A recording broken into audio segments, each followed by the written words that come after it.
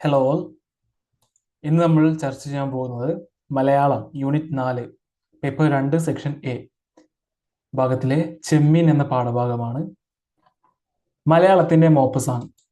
കറുപ്പിലും വെളുപ്പിലുമായി തള്ളി നീക്കപ്പെട്ട ഒരു കാലഘട്ടത്തിന്റെ ജീവിത കഥയെ തന്റെ പ്രതിഭയിലൂടെ വിശ്വത്തോളം ബൃഹദീകരിച്ച് അവതരിപ്പിച്ച കുട്ടനാടിന്റെ ഇതിഹാസകാരനാണ് തകഴി. 1988 നോവലിസ്റ്റിന്റെ ശില്പശാലയിൽ തന്റെ സാഹിത്യ സപര്യയെക്കുറിച്ച് തകഴി ഇങ്ങനെ എഴുതി: മലയാള സാഹിത്യവും ജീവിതവും വഴിമുട്ടി നിന്ന ഒരു സന്ദർഭമുണ്ടായിരുന്നു. ആ കാലഘട്ടത്തിൽ ജീവിതവും സാഹിത്യവും പുതിയൊരു സരണിയിലൂടെ പ്രവർത്തിപ്പിക്കാൻ തൻ്റെ ഇടത്തോടുകൂടി പ്രവർത്തിച്ചവരിൽ ഒരാൾ എന്ന് എന്നെപ്പറ്റി ഭാവിയിൽ ചരിത്രത്തിന്റെ മൂലയിൽ രേഖപ്പെടുത്താൻ കഴിഞ്ഞാൽ ഭാഗ്യമായി. ജീവിത സങ്കീർണതകളിൽ നിന്നും ഉടലും ഉയിരും എടുക്കുന്ന ഭിന്നാനുഭവങ്ങളെ ആവിഷ്കരിച്ചുകൊണ്ട് നവോത്ഥാന ഖ്യായിക രൂപപ്പെടുത്തുകയായിരുന്നു അദ്ദേഹം. 1930കളിലും 40കളിലും അഖിലേന്ത്യാ തലത്തിൽ മുൽക്ക് രാജ് ആനന്ദിന്റെയും മറ്റും നേതൃത്വത്തിൽ ആരംഭിച്ച പുരോഗമന കലാസാഹിത്യ പ്രസ്ഥാനത്തിൽ ആകൃഷ്ടനായ അദ്ദേഹം അതിന്റെ ഭാഗമായ ജീവൽ സാഹിത്യ പ്രസ്ഥാനത്തിന് സാഹിതീയ സംഭാവനകൾ നൽകി. മധ്യവർത്തികൾ മുതൽ മുകളിലേക്കുള്ളവരുടെ ജീവിതം അവതരിപ്പിച്ച അക്കാലം വരെയുള്ള സാഹിത്യത്തെ ദരിദ്രന്റെയും അസംഘടിത തൊഴിലാളിയുടെയും അധസ്ഥിതന്റെയും ജീവിതാഖ്യാനങ്ങളിലേക്ക് നയിച്ചു. മലയാള സാഹിത്യത്തെ ദരിദ്രരുടെയും വേശ്യകളുടെയും പതിതരുടെയും ജീവിതത്തിലേക്ക് നോക്കാൻ പ്രേരിപ്പിച്ചത് തകഴിയായിരുന്നു. ചെക്കോവിന്റെയും മോപ്പസാങ്ങിന്റെയും റിയലിസ്റ്റ് പാരമ്പര്യത്തിന്റെ തുടർച്ചയായിരുന്നു ഇത്. എന്നാൽ കേസരിയുടെയും MP പോളിന്റെയും സജീവ സാന്നിധ്യത്താൽ പടിഞ്ഞാറൻ സാഹിത്യവുമായി അടുത്തിടപഴകിയ തകഴി കേരളീയ സമൂഹത്തിൽ ഉരുത്തിരിഞ്ഞുകൊണ്ടിരുന്ന പരിവർത്തന പ്രക്രിയയിലെ കേവല ദ്രഷ്ടാവോ നിസ്സംഗ നിരീക്ഷകനോ ആയി പ്രതിഭ തെളിയിക്കുകയായിരുന്നു. മാർക്സിയൻ പുരോഗമനവാദം, ഗാന്ധിയൻ ആദർശ ചിന്തകൾ, കുടിയേറ്റ പ്രശ്നങ്ങൾ, കർഷക മുന്നേറ്റങ്ങൾ, സാമ്പത്തിക പരിഷ്കരണം, തൊഴിൽ സമരം, ദേശീയ സ്വാതന്ത്ര്യ സമരം തുടങ്ങി നിരവധി ആശയ സംഘടനകൾ ചേർന്ന് ഉപരിതലത്തിലുണ്ടാക്കിയ മാറ്റങ്ങളുടെ അന്തർപരതയെ മാത്രം സ്വാംശീകരിച്ച് പരിപക്വമായ രചനാവിശേഷങ്ങളിലേക്ക് മാറ്റുകയായിരുന്നു അദ്ദേഹം. ആന്തരികമായ ആഖ്യാനതന്ത്രം പുലർത്തുന്ന തകഴിയുടെ ആഖ്യായികളെ സങ്കീർണമാക്കാതിരുന്നത് 3 ഘടകങ്ങളാണ്. മനുഷ്യന്റെ നിസ്സഹായ ദുരിതങ്ങളെ അത്രമേൽ അറിഞ്ഞിട്ടും ഒരു ദുരന്ത ദർശന തലത്തിലേക്ക് ഉയർത്താൻ ശ്രമിച്ചില്ല എന്നതാണ് ഒന്ന്. 2, ഭാഷയിലെ അതിസാധാരണമായ ലാളിത്യമാണ്. മനുഷ്യ വ്യവസ്ഥകളോടുള്ള നിസ്സംഗവും നിർമ്മമവുമായ നിലപാടാണ് മൂന്നാമത്തേത്. എന്നാൽ അദ്ദേഹത്തിന്റെ മറ്റു കൃതികളിൽ നിന്ന് വ്യത്യസ്തമായി ചെമ്മീൻ ദുരന്ത ദർശനം പകരുന്നു. താൻ വിശ്വസിക്കുന്ന പ്രത്യയശാസ്ത്രം തന്റെ രചനകളിലൂടെ പ്രചരിപ്പിക്കാൻ ശ്രമിച്ച തകഴി കാലം ചെല്ലയെ ആ പ്രത്യയശാസ്ത്രത്തിന് സംഭവിച്ച കോട്ടവും നേതൃത്വത്തിലുള്ള മൂല്യാധപതനവും കണ്ട് നിരാശനായി. പിന്നീടുള്ള അദ്ദേഹത്തിന്റെ രചനാ പ്രക്രിയയിൽ അതിന്റെ അനുരണങ്ങൾ ദർശിക്കാനാകും. ഇതിന്റെ അനുരണങ്ങൾ ദർശിക്കാനാകും. തോട്ടിയുടെ മകൻ, രണ്ടിടങ്ങഴി, ചെമ്മീൻ, ഏണിപ്പടികൾ, അനുഭവങ്ങൾ, പാളിച്ചകൾ എന്നിങ്ങനെ കാലം മറക്കാതെ അദ്ദേഹത്തിന്റെ ക്ലാസിക് നോവലുകളിലെ പ്രമേയപരവും രൂപപരവുമായ വൈചാദ്യങ്ങൾ ഈ പരിപക്വമായ മാറ്റങ്ങളെ അടയാളപ്പെടുത്തുന്നുണ്ട്. റിയലിസത്തോട് ഏറെ പ്രതിബദ്ധത പുലർത്തിയിരുന്ന അദ്ദേഹത്തിന്റെ കൃതികളിൽ ചെമ്മീനെ വ്യത്യസ്തമാക്കുന്നത് അതിലെ കാൽപ്പനികാംശമാണ്. ദൈനംദിന ജീവിതത്തിന്റെ പരുക്കൻ യാഥാർത്ഥ്യങ്ങളെ അവതരിപ്പിക്കുമ്പോഴും കാവ്യാത്മകമായ പ്രണയവും അതിനെ തുടർന്നുണ്ടാകുന്ന ദുരന്തവും ചേർത്ത് വൈകാരികതകളുടെ സൂക്ഷ്മ അവതാരണം നടത്തി റിയലിസത്തിൽ നിന്നും ഒരു പിന്നടത്തമാണ് ചെമ്മീനിൽ കാണാൻ കഴിയുന്നത്. കഥാസംഗ്രഹം. ഭാഗം 1. കടപ്പുറത്തിന്റെ വിശുദ്ധി ഇടതെറ്റാതെ സൂക്ഷിക്കുന്ന മരക്കാർ കുടുംബമാണ് ചെമ്പൻ കുഞ്ഞിൻ്റെത്. ഭാര്യ ചക്കി, മക്കൾ കറുത്തമ്മ, പഞ്ചമി എന്നിവരടങ്ങുന്നതാണ് ആ കുടുംബം. ചെമ്പൻ കുഞ്ഞിന്റെ ഏക ലക്ഷ്യം സ്വന്തമായി വള്ളവും വലയും വാങ്ങുക എന്നതാണ്. അതിനയാൾ 10 പണം വീട്ടിൽ സ്വരുക്കൂട്ടുന്നുണ്ട്. മൊലയും തലയും വന്ന പ്രായത്തിലെത്തിയ കറുത്തമ്മയുടെ വിവാഹത്തേക്കാൾ അയാൾക്ക് പ്രധാനം സ്വന്തമായി വള്ളവും വലയും മേടിക്കുക എന്നാണ്. കറുത്തമ്മയുടെ കളിക്കൂട്ടുകാരനും അയൽവാസിയുമാണ് കടപ്പുറത്തിന്റെ കൊച്ചു മുതലാളി പരീക്കുട്ടി. അയാളോട് സല്ലപിക്കുവാൻ പഞ്ചമിയെ കൂട്ടുകാരുമൊത്ത് കളിക്കാൻ പോലും വിടാതെ ചെമ്പൻ കുഞ്ഞിന്റെ 10 പണത്തിന് കാവലിരുത്തി കറുത്തമ്മ പോകുന്നു. അച്ഛന് വെള്ളം മേടിക്കാൻ ഞങ്ങൾക്ക് കുറെ രൂപ തരാവോ എന്ന് പരീക്കുട്ടിയോട് ചോദിക്കുന്ന കറുത്തമ്മ ഓരോ വാചകത്തിനുമിടയിൽ അനേക തവണ കാരണവുമില്ലാതെ പൊട്ടിച്ചിരിക്കുന്നു. പരസ്പരം കിക്കിളി ഇരുട്ടിയതുപോലെ ആയിരുന്നു അവരുടെ ചിരി. ചിരിയുടെ അവസാനം ഒറ്റ മുണ്ടു മാത്രം ഉടുത്ത കറുത്തമ്മയുടെ പിന്നിലും മാറിലും പരീക്കുട്ടിയുടെ തുറിച്ചു നോട്ടങ്ങൾ വീഴുകെ അവൾ ചൂളുന്നു. ചക്കി തിരിച്ചു വരവെ നടന്നതെല്ലാം ഓർത്ത് കൊച്ചു മുതലാളിയെ വിഷമിപ്പിച്ചോ എന്ന് ആശങ്കപ്പെട്ട് പരിസരബോധമില്ലാതെ ഇരിക്കുന്ന മകളെയാണ് കാണുന്നത്.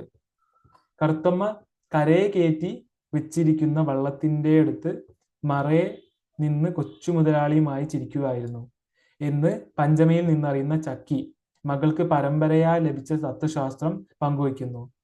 മരക്കാന്റെ സ്വത്തു മരക്കാത്തിന്റെ ശുദ്ധമാ, മരക്കാന്റെ സ്വത്തു മരക്കാത്തിന്റെ ശുദ്ധമാ. പരീക്കുട്ടി നാലാം വേദക്കാരനാ, പരീക്കുട്ടി നാലാം വേദക്കാരനാ എന്ന് പറയുന്ന ചക്കി മേലം കടാലു കരീച്ച് തൊറയിലുള്ളവരുടെ വായി മണ്ണടിക്കല്ലേ, മേലം കടാല് കരീച്ച് തൊറയിലുള്ളവരുടെ വായി മണ്ണടിക്കല്ലേ എന്ന് കൂട്ടിച്ചേർക്കുന്നതോടെ കറുത്തമ്മയ്ക്ക് ഭയമാവുന്നു. അന്നു രാത്രി പടിയേലിരുന്ന് കറുത്തമ്മയെ ആകർഷിക്കാൻ പരീക്കുട്ടി പാടുന്ന പാട്ടിൽ അവളുടെ സ്വസ്ഥത നഷ്ടപ്പെടുകയും അവൾ കരയുകയും ചെയ്യുന്നു. പശ്ചാത്തലത്തിൽ മകളുടെ വിവാഹത്തെ കുറിച്ചുള്ള ചക്കിയുടെ വ്യാകുലങ്ങളെ ചെമ്പൻ കുഞ്ഞ് തന്റെ വള്ളവും വലയും വാങ്ങാനുള്ള മോഹം കൊണ്ട് അടിച്ചമർത്തുന്നു. 2.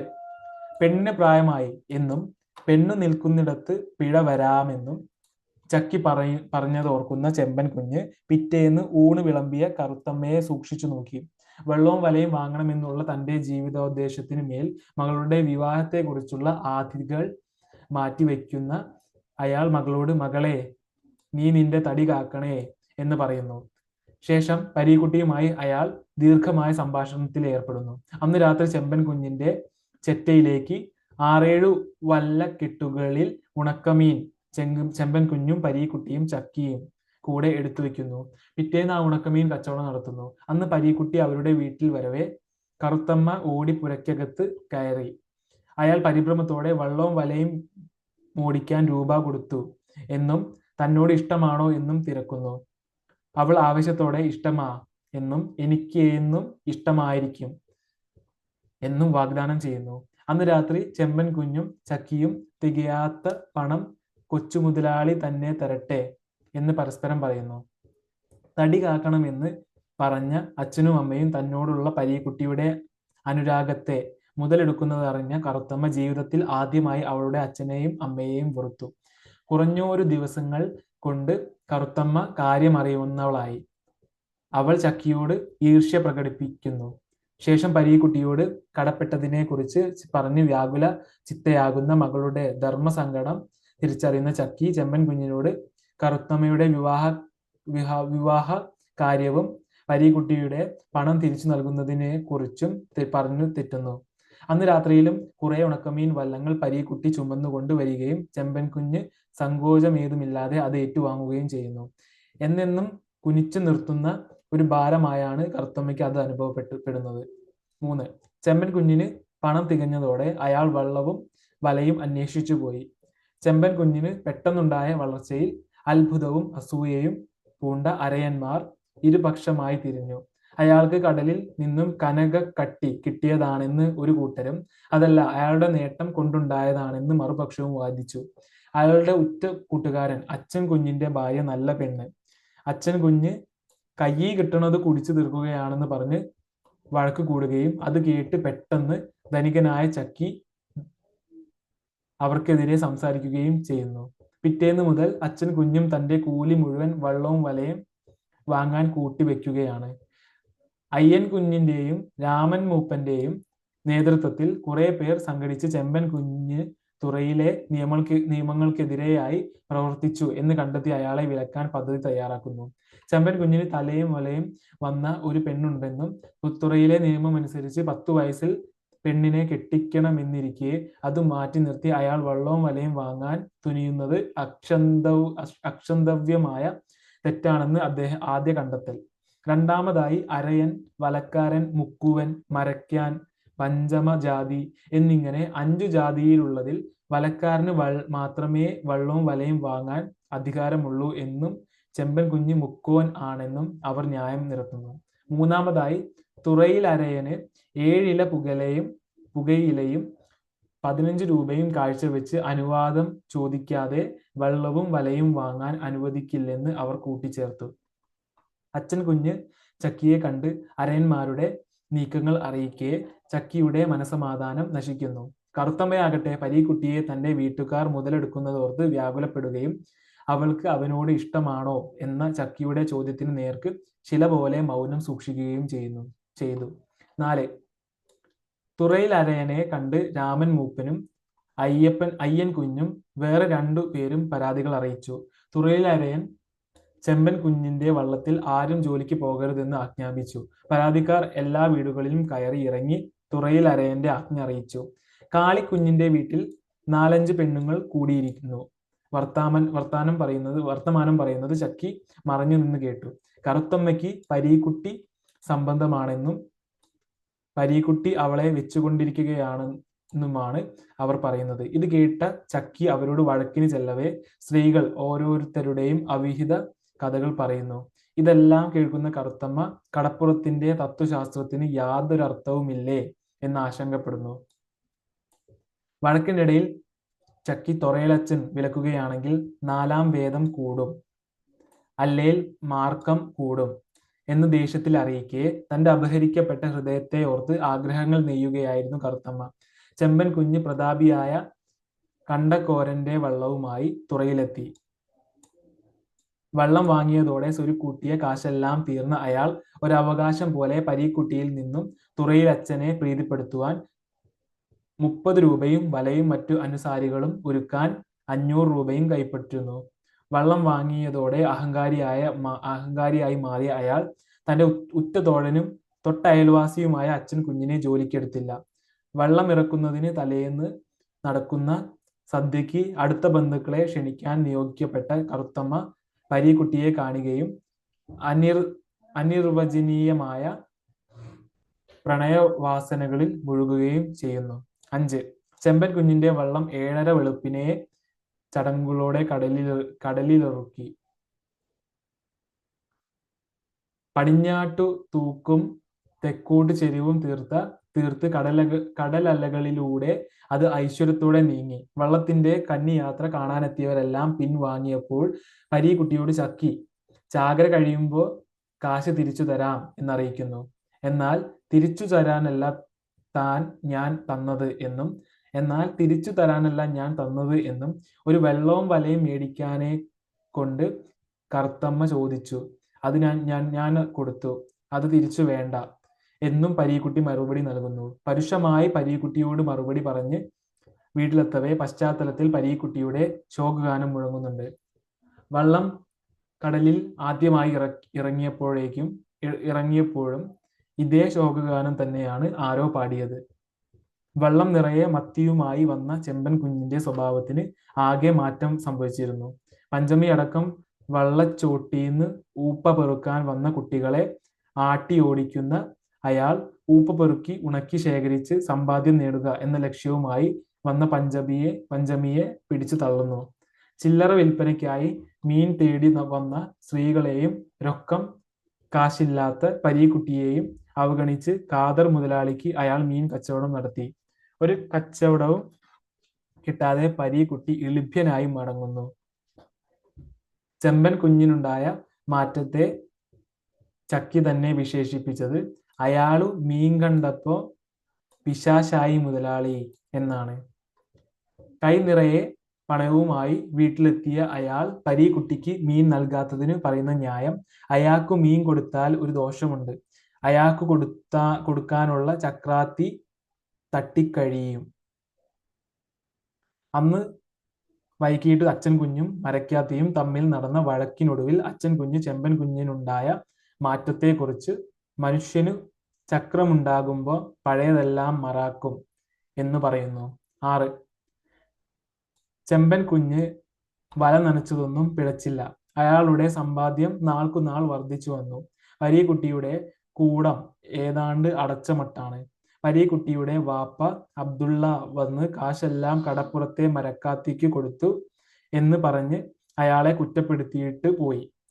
ചെമ്പൻ കുഞ്ഞാകട്ടെ കടം വീട്ടുന്നതിനെയോ മകളുടെ വിവാഹം നടത്തുന്നതിനെയോ കുറിച്ച് ചിന്തിക്കാതെ പുതിയ 2 വള്ളവും വലയും ഒരു പറമ്പും പുരയും വാങ്ങാനുള്ള ആലോചനകളിലാണ്.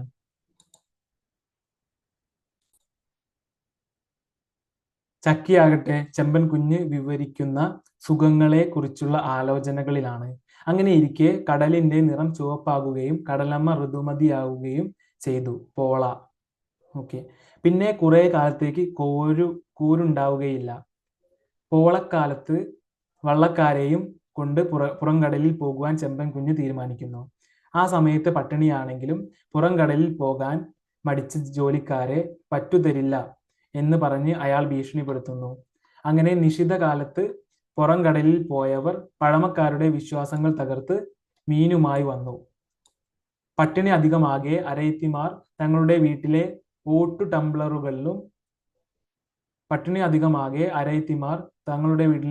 ടംബ്ലറുകളിലും ഉരുളിയും കാതിൽ പൂവും പണയമായി ചക്കിയെ ഏൽപ്പിച്ച് കടം വാങ്ങി. വറവുകാലത്ത് എല്ലാവരും അനുഭവിക്കട്ടെ എന്നാണ് ചെമ്പൻ കുഞ്ഞിന്റെ പക്ഷം. മരക്കാർ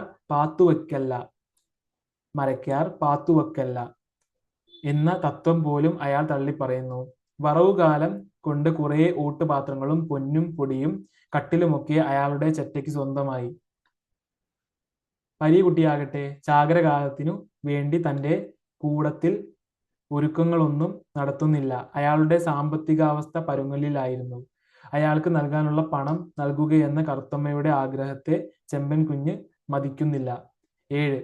ചാകര വരുന്നെന്നറിഞ്ഞ് ഓരോരുത്തരും ഓരോ ലക്ഷ്യങ്ങൾ നെയ്തുണ്ടാക്കി. കറുത്തമ്മയ്ക്ക് എങ്ങനെയും കുറെ കാശുണ്ടാക്കി കൊച്ചു മുതലാളിയുടെ കടം വീട്ടണമെന്നും പഞ്ചമിക്ക് ഊപ്പ പെറുക്കി ഉണക്കി കുറെ മുതല് സമ്പാദിക്കണമെന്നും ചക്കിക്ക് 10 പണമിട പൊന്നുണ്ടാക്കണമെന്നുമാണ് ലക്ഷ്യം. എന്നാൽ അച്ഛന്റെ ഏക സമ്പാദ്യം പണയപ്പെടുത്തി സൂക്ഷ്മതയോടെ ചാകര കൊയ്ത്തിനിറങ്ങുന്ന പരീക്കുട്ടിക്ക് പണയം ഒഴിവാക്കുകയും പെങ്ങളെ കെട്ടിക്കുകയും വേണമെന്ന ജീവൻ മരണ ലക്ഷ്യങ്ങളേയുള്ളൂ. ചാകരയിൽ നിറച്ചു ചെമ്മീനുമായി വന്ന ചെമ്പൻ കുഞ്ഞ് രൊക്കം കാശില്ലാത്തതിന്റെ പേരിൽ അന്നും പരീക്കുട്ടിക്ക് മീൻ നൽകിയില്ല. കച്ചവടത്തിൽ വൻ ലാഭം നേടിയ അയാൾ കടലിന്റെ കീഴ്വഴക്കങ്ങൾ തെറ്റിച്ച് വീണ്ടും മീൻ പിടിക്കാനിറങ്ങി. പിറ്റേന്ന് മുതൽ ബലിഷ്ഠകായനായ പളനി അമരക്കാരനായ വള്ളം ചെമ്പൻ കുഞ്ഞിനേക്കാൾ കച്ചവടം നടത്തി. ചെമ്പൻ കുഞ്ഞ് ആ പരാജയത്തിൽ അസ്വസ്ഥനാകാതെ സ്വന്തം വയസ്സിനെ കുറിച്ചോ ജാതിയെ കുറിച്ചോ തിരിച്ചറിവില്ലാത്ത പളനിയെ കറുത്തമ്മയ്ക്ക് വേണ്ടി ആലോചിക്കുന്നു. പളനിയാകട്ടെ പ്രത്യേകിച്ച് അഭിപ്രായ ഭേദങ്ങളോ ഇല്ലാതെ അവരുടെ ആഗ്രഹത്തിന് സമ്മതിച്ചു. 8. അപ്രതീക്ഷിതമായി കാലാവസ്ഥ മാറുകയും പരീക്കുട്ടിയുടെ കൂടത്തിൽ ചെമ്മീൻ കെട്ടിക്കിടന്ന് നാറി വൻ നഷ്ടമുണ്ടാവുകയും ചെയ്തു. അധികം താമസിയാതെ പലപ്പോഴായി ഔസേപ്പിന്റെ ബാധ്യത തീർക്കാൻ ചെമ്പൻ കുഞ്ഞിൽ നിന്നും കടം വാങ്ങിയ രാമൻ കുഞ്ഞിൽ നിന്ന് തന്ത്രപൂർവം ചീനിവെള്ളം പണയം വാങ്ങി ചെമ്പൻ കുഞ്ഞ് സ്വന്തമാക്കി. അന്ന് പരീക്കുട്ടിയുടെ പണം തിരിച്ചു നൽകണമെന്ന് കറുത്തമ്മ അച്ഛനോട് ആവശ്യപ്പെട്ടു. ഗൗരവത്തോടെ ആണുങ്ങ തമ്മിൽ ഏർപ്പാടു ചെയ്യും, അതിനിക്ക് കാര്യമില്ല, നീ ഒരുത്തന്റെ കൂടെ പൊറുക്കാൻ പോകേണ്ടവളാ എന്ന് ഗുണദോഷം നടത്തി അയാൾ വിഷയം അവസാനിപ്പിക്കുന്നു. പരീക്കുട്ടിയുടെ പണം തിരിച്ചു നൽകാതെ താൻ പളനിയെ വിവാഹം കഴിക്കയില്ലെന്ന് കറുത്തമ്മ ചക്കിയെ അറിയിക്കുന്നു. ചെമ്പൻ കുഞ്ഞിനാകട്ടെ കറുത്തമ്മയുടെ സമ്മതം പ്രശ്നമായിരുന്നില്ല. കറുത്തമ്മയുടെ സ്വഭാവത്തിൽ ആ സമയമായപ്പോഴേക്കും നല്ല മാറ്റം വന്നിരുന്നു. കഥയില്ലാതെ പൊട്ടിച്ചിരിച്ച് ഇളകുന്ന സംഭാഷണ രീതി ഒഴിവാക്കി പരീക്കുട്ടിയോട് വേലിക്കൽ നിന്ന് മിണ്ടാൻ അവൾ ധൈര്യം കാണിച്ചു. പരീക്കുട്ടിയും പഴയ ലഘുചിത്ത കാമുക ഹൃദയത്തിൽ നിന്നും പക്വത ആർജിച്ചു കഴിഞ്ഞിരുന്നു. അന്ന് രാത്രി പളനിക്ക് സ്ത്രീധനം വേണ്ടെന്ന വാർത്ത നൽകിയ അമിതാഹ്ലാദവുമായി ആരും പോരും ഇല്ലാത്തിടത്തേക്ക് മകളെ അയക്കുന്നതിൽ വേവലാതി ലേശമില്ലാതെയാണ് ചെമ്പൻ കുഞ്ഞ് വന്നത്.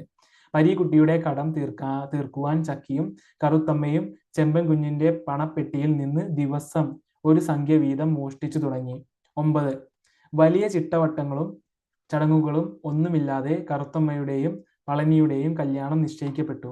ഒരു വിജാതീയ പുരുഷനെ സ്നേഹിച്ചു കൊണ്ടേയിരിക്കുന്നതിൽ വ്യാകുലയായ കറുത്തമ്മയ്ക്ക് തുറയിലെ പെണ്ണുങ്ങൾ ഭാര്യാധർമ്മം ഉപദേശിച്ചു കൊടുത്തു. ഒരാമ്പറന്നോനെ നിന്നെ ഏൽപ്പിക്കുക എന്നും പെണ്ണുങ്ങാടെ മനസ്തു എളുപ്പമാ മൊകാളെ ദൂഷിക്കണം എന്നുമായിരുന്നു ആ ഉപദേശങ്ങൾ. കല്യാണത്തെയും പ്രണയത്തെയും പ്രതി അതിഭയങ്കരമായ സംഘട്ടനങ്ങൾ മനസ്സിൽ നടക്കെ രാത്രി ഹൃദയം പൊട്ടുമാർ പാടുന്ന പരീക്കുട്ടിക്ക് അരികിലേക്ക് കറുത്തമ്മ യാത്ര പറയാനായി ചെല്ലുന്നു. തന്നെ മറക്കണമെന്ന് പറഞ്ഞ് തുടങ്ങുന്ന അവൾ തൃക്കുന്നപ്പുഴ കടപ്പുറത്തിരുന്ന് പരീക്കുട്ടിയുടെ പാട്ട് കേൾക്കുമെന്നും പാടിപ്പാടി തൊണ്ട പൊട്ടി ചാകുന്ന അയാൾക്കൊപ്പം നെഞ്ചു പൊട്ടി മരിക്കുമെന്നും അങ്ങനെ കടപ്പുറത്ത് 2 ആത്മാക്കൾ നിലാവത്ത് പറന്നു നടക്കുമെന്നും വാഗ്ദാനം ചെയ്ത് വിടവാങ്ങുന്നു. പതിവില്ലാതെ അവർക്കിടയിൽ മൗനം ഘനീഭവിച്ച് നിന്നു. 10. കറുത്തമ്മയുടെ കല്യാണത്തിന്റെ അന്ന് അശുഭകരങ്ങളായ കാര്യങ്ങളാണ് സംഭവിച്ചത് മുഴുവൻ. പളനിയോടോ ചെമ്പൻ കുഞ്ഞിനോടോ ആലോചിക്കാതെ തുറയിലരയൻ 75 രൂപ പണം കെട്ടാൻ പറയേ മുൻകൂട്ടി അത്രയും തുക അറിയാതെ വന്ന ചെറുക്കൻ കൂട്ടർ ക്ഷീണിതരാകുകയും ഒരു ചെറിയ വാക്കേറ്റം ഉടലെടുക്കുകയും ചെയ്തു. അതിനിടയ്ക്ക് ചെറുക്കൻ കൂട്ടരിൽ ഒരാൾ ഈ തൊറ മുടിയാതെ അയക്കാനെ കൊണ്ടല്ലയോ ഈ കല്യാണം നടത്തുന്നേ, ഈ തൊറ മുടിയാതെ അയക്കാനെ കൊണ്ടല്ലയോ ഈ കല്യാണം നടത്തുന്നേ, ആ തൊറ മുടിഞ്ഞോട്ടെ എന്നു ആരോപണം ഉന്നയിക്കെ ചക്കി നിന്ന നിൽപ്പിൽ താഴെ വീഴുന്നു. ഭാര്യ മരിക്കുകയാണെന്ന് കരുതി ചെമ്പൻ കുഞ്ഞ് പരക്കം പായുന്നു. ഒട്ടുനേരത്തിനു ശേഷം ചെമ്പൻ കുഞ്ഞ് നൽകിയ പണം കെട്ടിവെച്ച് വിവാഹം നടത്തുന്നു. ചെമ്പൻ കുഞ്ഞ് പളനിയുടെ കയ്യിൽ മകളുടെ കൈ ഏൽപ്പിക്കാനൊരുങ്ങവേ അവൾ കൈ പിൻപോട്ട് വലിച്ചതായും പളനിയുടെ കയ്യിൽ പിടിച്ചിട്ടില്ലെന്നും അയാൾക്ക് തോന്നി. ആ മുഹൂർത്ത സമയത്ത് ചക്കിക്കു വീണ്ടും ബോധം നഷ്ടപ്പെട്ടു. പളനിയുടെ ജാതിയെ ചൊല്ലി പെണ്ണുങ്ങൾ ഉണ്ണാതെ പോയി. അവളെ കൊണ്ടുപോകാൻ ചെറുക്കന്റെ ഭാഗത്തു നിന്നു സ്ത്രീകളാരും വന്നിരുന്നുമില്ല. സന്ധ്യ മയങ്ങിയെ വയ്യാതെ കിടക്കുന്ന ഭാര്യയുടെ സമീപത്തു നിന്നും മകളെ പറഞ്ഞയക്കാൻ ബുദ്ധിമുട്ടുള്ള ചെമ്പൻ കുഞ്ഞ് പളനിയോടും മറ്റുള്ളവരോടും കരഞ്ഞപേക്ഷിച്ചു. എന്നാൽ മുമ്പെങ്ങുമില്ലാത്ത തന്റേടത്തോടെ പളനി എനിക്ക് പെണ്ണിനെ കൊണ്ടുപോകണം എന്ന് ഉറച്ചു പറയുന്നു. കറുത്തമ്മയുടെ അഭിപ്രായം ആരാഞ്ഞ തുറക്കാരുടെ നേർക്ക് അമ്മയുടെ ആഗ്രഹപ്രകാരം കറുത്തമ്മ ഭർത്തൃസമേതം പോകുകയാണെന്ന് അറിയിക്കുന്നു. ചെമ്പൻ കുഞ്ഞ് പല്ലു കടിച്ചുകൊണ്ട് അവൾ എൻ്റെ മോളല്ല എന്നമറി. അവളെ യാത്രയാക്കാൻ ആരുമുണ്ടായിരുന്നില്ല. ആരും അവളെക്കുറിച്ച് പ്രാർത്ഥിച്ചില്ല. അവളും പ്രാർത്ഥിച്ചില്ല. ഒരുപക്ഷെ പരീക്കുട്ടി പ്രാർത്ഥിക്കുന്നുണ്ടാകാം. ഭാഗം 2. 11. വലിയ സൗകര്യങ്ങളൊന്നുമില്ലാത്ത അടുക്കളയിൽ ആവശ്യത്തിന് പാത്രങ്ങൾ തികയാത്ത വീട്ടിൽ കറുത്തമ്മ ഭർത്താവിന് ചോറും തീയലും വെച്ച് ഊണ് വിളമ്പി. പുതിയ പെണ്ണിനെ കാണാൻ അയൽക്കാർ മുറയ്ക്ക് വരികയും ഒരുപാട് ചക്രമുള്ള വീട്ടിലെ പെണ്ണിനെ ആരോരുമില്ലാത്ത പയ്യന് നൽകിയതിൽ അപാകതയുണ്ടെന്നും പെണ്ണ് പിഴച്ചതായിരിക്കും എന്ന് ഏഷണി പറയുകയും ചെയ്തു. അന്ന് ആദ്യമായി കറുത്തമ്മ പുരുഷനെ അറിഞ്ഞു. അയാളുടെ ദിനചര്യകളിൽ അവളുടെ സാന്നിധ്യം മാറ്റങ്ങൾ വരുത്തി. 12. അന്ന് 30 രൂപ പങ്കുകിട്ടിയ പളനി മറ്റുള്ളവരോടൊപ്പം അരിപ്പാട്ട് പോകുകയും 28 രൂപയോളം ചിലവ് ചെയ്ത് കളയുകയും കറുത്തമ്മയ്ക്ക് നേരിയത് കൊണ്ടുവരികയും ചെയ്തു. പളനിയുടെ ധൂർത്ത് കറുത്തമ്മയ്ക്ക് അംഗീകരിക്കാനാവുന്നില്ല എങ്കിലും ഭർത്താവിനെ കുറ്റപ്പെടുത്തുന്നില്ല. സമ്പാദിക്കേണ്ടതിന്റെ ആവശ്യകതയെ കുറിച്ചുള്ള കറുത്തമ്മയുടെ വിചാരങ്ങളെ കടലിലെ ലക്ഷോഭത്തിന് ജീവഹാനി വരുത്തിയുണ്ടാക്കുന്ന കാശ് സമ്പാദിക്കാനൊരുക്കുകയില്ലെന്ന തത്വം കൊണ്ട് അയാൾ നേരിടുന്നു. കടലിലെ ലക്ഷോഭത്തിന് ജീവഹാനി വരുത്തിയുണ്ടാക്കുന്ന കാശ് സമ്പാദിക്കാനൊരുക്കുകയില്ലെന്ന തത്വം കൊണ്ട് അയാൾ നേരിടുന്നു. വിരുന്നിന് ക്ഷണിക്കാൻ കറുത്തമ്മയുടെ വീട്ടിൽ നിന്നും ആരും വന്നില്ല എന്ന് കുറ്റപ്പെടുത്തുന്ന പളനിയെ കറുത്തമ്മ തിരിച്ചും കുറ്റപ്പെടുത്തേ പളനിക്ക് തന്റെ അനാഥത്വം പരിഹസിക്കപ്പെട്ടതായി തോന്നുകയും അവളോട് പരുഷമായി സംസാരിക്കുകയും ചെയ്യുന്നു. ആരോരുമില്ലാത്ത ഒരുത്തൻ, അവനെ ചൊല്ലി സങ്കടപ്പെടാൻ ആരുമില്ല. കടപ്പുറത്തിന് കൊള്ളാത്ത ഒരു പെണ്ണ് നിൽക്കുന്നു, അവന്റെ തലയെ കെട്ടി വെച്ചു. കടലിൽ പോയി അവാഞ്ചത്തല്ലാലും ആരു കരയാനില്ല. എന്നിങ്ങനെയാണ് പളനി ദേഷ്യം പറഞ്ഞു തീർത്തത്. അങ്ങനെ ആദ്യമായി ആ കുടുംബത്തിൽ കണ്ണീർ വീണു. ഒട്ടു നേരത്തിനു ശേഷം ആശ്വസിപ്പിക്കാൻ വന്ന അയാളോട് താൻ ഒരിക്കലും തുറക്ക് അഹിതമായി പ്രവർത്തിക്കയില്ലെന്ന് അനേകം തവണ കറുത്തമ്മ ആണയിട്ടു. തന്നെ വിശ്വസിക്കുന്നില്ലേ എന്ന അവളുടെ ആവർത്തിച്ചുള്ള ചോദ്യത്തിന്, ഇത് കേട്ടിട്ട് നിനക്ക് തന്നെ തമിശയം പോലെ തോന്നുന്നു, ഇത് കേട്ടിട്ട് നിനക്ക് തന്നെ തമിശയം പോലെ തോന്നുന്നു എന്നാണ് പളനി മറുപടി നൽകുന്നത്. അതിനുശേഷം ആ രാത്രിയിൽ അവൾ മിണ്ടിയില്ല. പരീക്കുട്ടിയുടെ ഓർമ്മകളുമായി ഉറങ്ങി അർദ്ധപ്രജ്ഞയോടെ ഞാൻ സ്നേഹിക്കണു എന്നും എന്റെ മറയ്ക്കാനേ എന്നും അവൾ കള്ളം പറയുന്നു. തുറയിലെ അരയന്മാരുടെ മുനവെച്ചുള്ള സംസാരങ്ങളെ ഭയന്നാണ് പളനി ദിവസങ്ങൾ പോക്കിയിരുന്നത്. 13. കല്യാണം കഴിഞ്ഞ് ഇതുവരെ മകളെ വിരുന്നു കൊണ്ടുവരാത്തതിൽ ചക്കിയും അമ്മയുടെ രോഗാവസ്ഥ ഭേദപ്പെട്ടോ എന്ന് പോലും അറിയാതെ കറുത്തമ്മയും മരയ്ക്കാന്മാരുടെ വികാര വിക്ഷോഭങ്ങൾക്ക് മുന്നിൽ വികാരങ്ങൾക്ക് യാതൊരു സ്ഥാനവുമില്ലാതെ ദിവസങ്ങൾ നീക്കി. ചക്കിയുടെ രോഗം കൂടുതലാണെന്നറിഞ്ഞ് പരീക്കുട്ടി ഒരു ദിവസം വീട്ടിൽ വരവെ ചക്കി തിരിച്ചു നൽകാനാകാത്ത കടത്തെക്കുറിച്ചും കറുത്തമ്മയെക്കുറിച്ചും പറഞ്ഞ് കരയുന്നു. കടലിലേക്ക് ഒരു കൊതുമ്പേ കേറ്റി എൻ്റെ കൊച്ചിനെ തള്ളിവിട്ട പോലെ തോന്നുന്നു. കടലിലെ ഒരു കൊതുമ്പേ കയറ്റി എൻ്റെ കൊച്ചിനെ തള്ളിവിട്ട പോലെ തോന്നുന്നു എന്നാണ് കറുത്തമ്മയെ പളനിക്ക് വിവാഹം ചെയ്ത് നൽകിയതിനെ കുറിച്ച് ചക്കി പറയുന്നത്. ശേഷം പരീക്കുട്ടി തൻ്റെ മകനാണെന്നും എൻ്റെ മോൻ പെണ്ണുകെട്ടി കച്ചവടം ചെയ്ത് നന്നായി വാ എന്നും ഇനിയും കറുത്തമ്മയെ വിഷമിപ്പിക്കല്ലേ, അവാക്കു മരയ്ക്കാനായി, ഇനി അവളെ ശല്യപ്പെടുത്തരുത് എന്നും ആ അമ്മ കൂട്ടിച്ചേർത്തു. പരീക്കുട്ടിയുടെ ഹൃദയം തകർത്തുകൊണ്ട് എന്നും കറുത്തമ്മയുടെ ആങ്ങളെയായിരിക്കണമെന്നാണ് ആ അമ്മ ഒടുവിൽ പറയുന്നത്. ആ ഈടെ തുടർച്ചയായി വന്നു ഭവിച്ച കഷ്ടകാലത്തിനിടയിൽ ഒട്ടുനാളുകൾക്ക് ശേഷം ചെമ്പൻ കുഞ്ഞ് കടലിൽ പോയെങ്കിലും വള്ളത്തിന്റെ അമരത്ത് നിൽക്കുകയോ കുതിക്കുകയോ ആവേശം പകരുകയോ ചെയ്തില്ല. വളരെ പെട്ടെന്ന് തന്നെ വീട്ടിലേക്ക് മടങ്ങിയ അയാൾ ഇടയ്ക്ക് കടലിൽ വീഴുകയുമുണ്ടായി. വീട്ടിലെത്തി ചക്കിയുടെ കണ്ണുകളിലേക്ക് നോക്കി അനിർവചനീയ വ്യാപാരങ്ങളിൽ ഏർപ്പെട്ട അയാൾ ചക്കിയുടെ കിടപ്പിൽ ആകെ തകർന്നതായി അറിയിക്കെ ചക്കി മരണത്തിന് കീഴടങ്ങിയിരുന്നു. 14. ചക്കിയുടെ മരണവാർത്ത കറുത്തമ്മയെ അറിയിക്കാൻ ചെമ്പൻ കുഞ്ഞ് സമ്മതിക്കുന്നില്ല. തുറയിൽ അരയനും ചെമ്പൻ കുഞ്ഞിന്റെ പക്ഷം ചേർന്നു. ഇതിനോടകം കറുത്തമ്മയുടെ ആങ്ങളെയായി നിയോഗിക്കപ്പെട്ട പരീക്കുട്ടി തൃക്കുന്ന പുഴയ്ക്ക് മരണവിവരം അറിയിക്കുവാൻ പാതിരാക്കി പോയി. പരീക്കുട്ടി താൻ കറുത്തമ്മയുടെ ആങ്ങളെയാണെന്ന് അവളെ അറിയിച്ച് മരണവിവരവും പറഞ്ഞ് തിരിച്ചു. പളനിയാകട്ടെ പരീക്കുട്ടിയുടെ വരവറിഞ്ഞ് കറുത്തമ്മയുടെ കരച്ചിലുകളെ ഗൗനിക്കാതെ അസ്വസ്ഥത പ്രകടിപ്പിക്കുകയും മരണവീട്ടിൽ പോകുന്നത് എതിർക്കുകയും ചെയ്തു. ശുദ്ധമില്ലാത്ത പെണ്ണുള്ള പളനിയെ വള്ളത്തിലുള്ളവർ കരക്കിറക്കി പോവുകയായിരുന്നു എന്ന് പളനി അവളെ അറിയിക്കുന്നു. അന്ന് രാത്രി കറുത്തമ്മ പരീക്കുട്ടിയുമായി കളിച്ചു വളർന്ന തൻ്റെ ബാല്യ കൗമാരങ്ങൾ 18 വയസ്സിനു മുമ്പ് വരെയുള്ള ഒളിക്കാതെ പളനിയെ പറഞ്ഞു കേൾപ്പിച്ചു. ശേഷം പരീക്കുട്ടി തൻ്റെ ആങ്ങളയുടെ സ്ഥാനത്താണെന്ന് അയാളെ അറിയിച്ചു. 15. കറുത്തമ്മയിൽ നിന്നറിഞ്ഞ കഥകളെല്ലാം വിശ്വസിച്ച പളനി പക്ഷേ പപ്പു അടക്കമുള്ള അരയാന്മാരുടെ കഥകൾ കേട്ട് അസ്വസ്ഥനാവുകയും പപ്പുവുമായി വഴക്കുണ്ടാക്കുകയും അത് അടിപിടിയിൽ കലാശിക്കുകയും ചെയ്തു. കല്യാണത്തിന്റെ പുതുമ കഴിയും മുമ്പേ കറുത്തമ്മ ചക്കിയെ പോലെ കിഴക്കോട്ട് മീൻചട്ടിയും ചുമന്ന് കച്ചവടത്തിന് പോയി. ലാഭത്തിന് മീൻ വിറ്റു കച്ചവടത്തിന് സ്ഥിരം വീടുകളിൽ തരപ്പെടുത്തിയ അവളെ പിറ്റേന്ന് കിഴക്കോട്ട് കച്ചവടത്തിന് പോകുന്ന പെണ്ണുങ്ങൾ ഒറ്റക്കെട്ടായി നിന്ന് അസഭ്യം പറയേ അവൾ കച്ചവടം ഉപേക്ഷിച്ചു.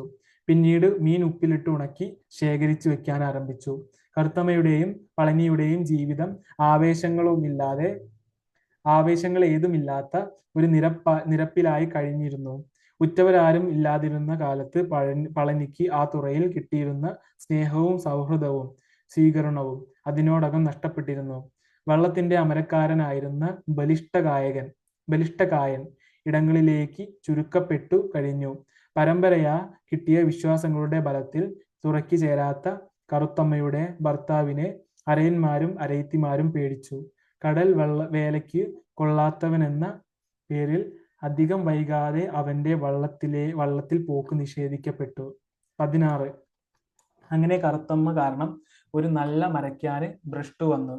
എന്നാൽ ആദ്യത്തെ തളർച്ചയടങ്ങിയ പളനി ഞാൻ മരയ്ക്കാനായി കഴിയും, മരയ്ക്കാനായി ചാകും എന്ന് ഉറച്ചു പറയുകയും അന്നാദ്യമായി നീ നിന്റെ നെറിയും മൊറയും നോക്കിക്കഴിഞ്ഞാലേ കൊണ്ട് മാത്രം മതി ഈ കടപ്പുറത്തെ മരയ്ക്കാത്തിയായി നീ കഴിയും എന്ന് വ്യക്തമായി ആവശ്യപ്പെടുകയും ചെയ്തു. അങ്ങനെ ഗർഭിണിയായ കറുത്തമ്മ ഒട്ടുനാളുകൾക്ക് ശേഷം പളനിയുമൊത്ത് സന്തോഷമായി കഴിഞ്ഞത് അന്നാണ്. അവൾക്ക് ഏൽപ്പിച്ച 12 രൂപ സമ്പാദ്യമായി പളനി ഒരു ചൂണ്ടയും കൊണ്ട് വരികയും അന്ന് രാത്രി കടപ്പുറത്തെ ഒരു കൊച്ചു വള്ളം മോഷ്ടിച്ച് കടലിൽ പോയി മീനുമായി വരികയും ചെയ്തു. അധികം വൈകാതെ കറുത്തമ്മയുടെ സ്വർണം വിറ്റ് അയാൾ ഒരു ചെറുവള്ളം വാങ്ങി. കറുത്തമ്മയ്ക്കും പളനിക്കും അവരുടെ ആഗ്രഹം തെറ്റിച്ച് പെൺകുഞ്ഞ് ജനിച്ചു. പഞ്ചമിയെ കാണാൻ നീർക്കുന്നത്ത് പോവാൻ അനുവാദം ചോദിച്ച അവളെ മേത്തനെ ഇനിയും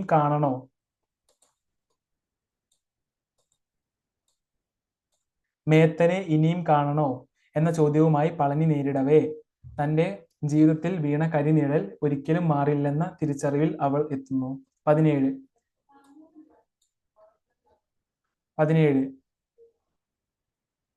ചക്കിയുടെ മരണത്തോടെ ആകെ തളർന്ന ചെമ്പൻ കുഞ്ഞ് കണ്ടങ്കോരൻ വലക്കാരന്റെ വിധവ പാപ്പിക്കുഞ്ഞിനെ വീട്ടിലേക്ക് 2ാം പാർപ്പായി കൊണ്ടുവന്നു. അയാളുടെ സുഖത്തെക്കുറിച്ചുള്ള സങ്കല്പം ആരംഭിക്കുന്നത് അവളിൽ നിന്നാണ് താനും. പാപ്പിക്കുഞ്ഞിന്റെ വരവോടെ പഞ്ചമിയുടെ ജീവിതത്തിന്റെ സ്വസ്ഥത നഷ്ടപ്പെട്ടു. പഞ്ചമിയും ചേട്ടത്തിയെ പോലെ പെഴാച്ചു പോകത്തേയുള്ളൂ. ചേട്ടത്തിയെ പോലെ വല്ല മേത്തനെയും പൊറുപ്പിച്ച് ഈ കടപ്പുറത്ത് നടക്കും എന്ന പാപ്പിക്കുഞ്ഞിന്റെ ഉഗ്രശാപം കേട്ട് ചെമ്പൻ കുഞ്ഞ് പഞ്ചമിയെ അകാരണമായി ഉപദ്രവിക്കുകയും സമനില തെറ്റിയവനെ പോലെ ചക്കിയെ കുഴിച്ചിട്ടിടം താഴ്ത്തി കിളയ്ക്കുകയും ചെയ്തു. 18. ചെമ്പൻ കുഞ്ഞ് തന്റെ മന്ദിച്ച ബുദ്ധിയുമായി വഴിയെ വള്ളങ്ങളുടെയും വലയുടെയും അറ്റകുറ്റപ്പണി തീർക്കാൻ പാപ്പിക്കുഞ്ഞ് ഔസേപ്പിനെ ആളയച്ചു വരുത്തി. അയാൾ ചെമ്പൻ കുഞ്ഞിൽ നിന്നും വള്ളങ്ങളും വലയും തീറായി എഴുതി വാങ്ങി 795 രൂപ എണ്ണിക്കൊടുത്തു. പാപ്പിക്കുഞ്ഞ് തന്റെ മകൻ ഗംഗാദത്തന്റെ നിർബന്ധം സഹിക്കവയ്യാതെ ആ പണത്തിൽ നിന്നും 200 രൂപ മോഷ്ടിച്ച് അവനെ പിരിച്ചുവിട്ടു. ഇതെല്ലാം കണ്ട പഞ്ചമി ചെമ്പൻ കുഞ്ഞിനെ വിവരങ്ങൾ ധരിപ്പിക്കെ അയാൾ പാപ്പിക്കുഞ്ഞിനെ വീടിനു വെളിയിലേക്ക് ഇറക്കിവിട്ടു. പാപ്പിക്കുഞ്ഞിന്റെ സംരക്ഷണം തുറയിൽ അരയന്റെ കോടതിയിൽ തീർപ്പു കൽപ്പിക്കാനൊരുങ്ങവേ ചെമ്പൻ കുഞ്ഞ് അവൾ തന്റെ വീട്ടിലെ വേലക്കാരിയായിരുന്നെന്നും പണം മോഷ്ടിച്ച് കടന്നു കളഞ്ഞതാണെന്നും അറിയിക്കുന്നു. തുറയിൽ അരയന്റെ ഭീഷണികൾക്കു മുമ്പിൽ വഴിപെടാതെ ഉറച്ച പ്രജ്ഞയോടെ അയാൾ ഞാൻ ഇനിയും ആരെ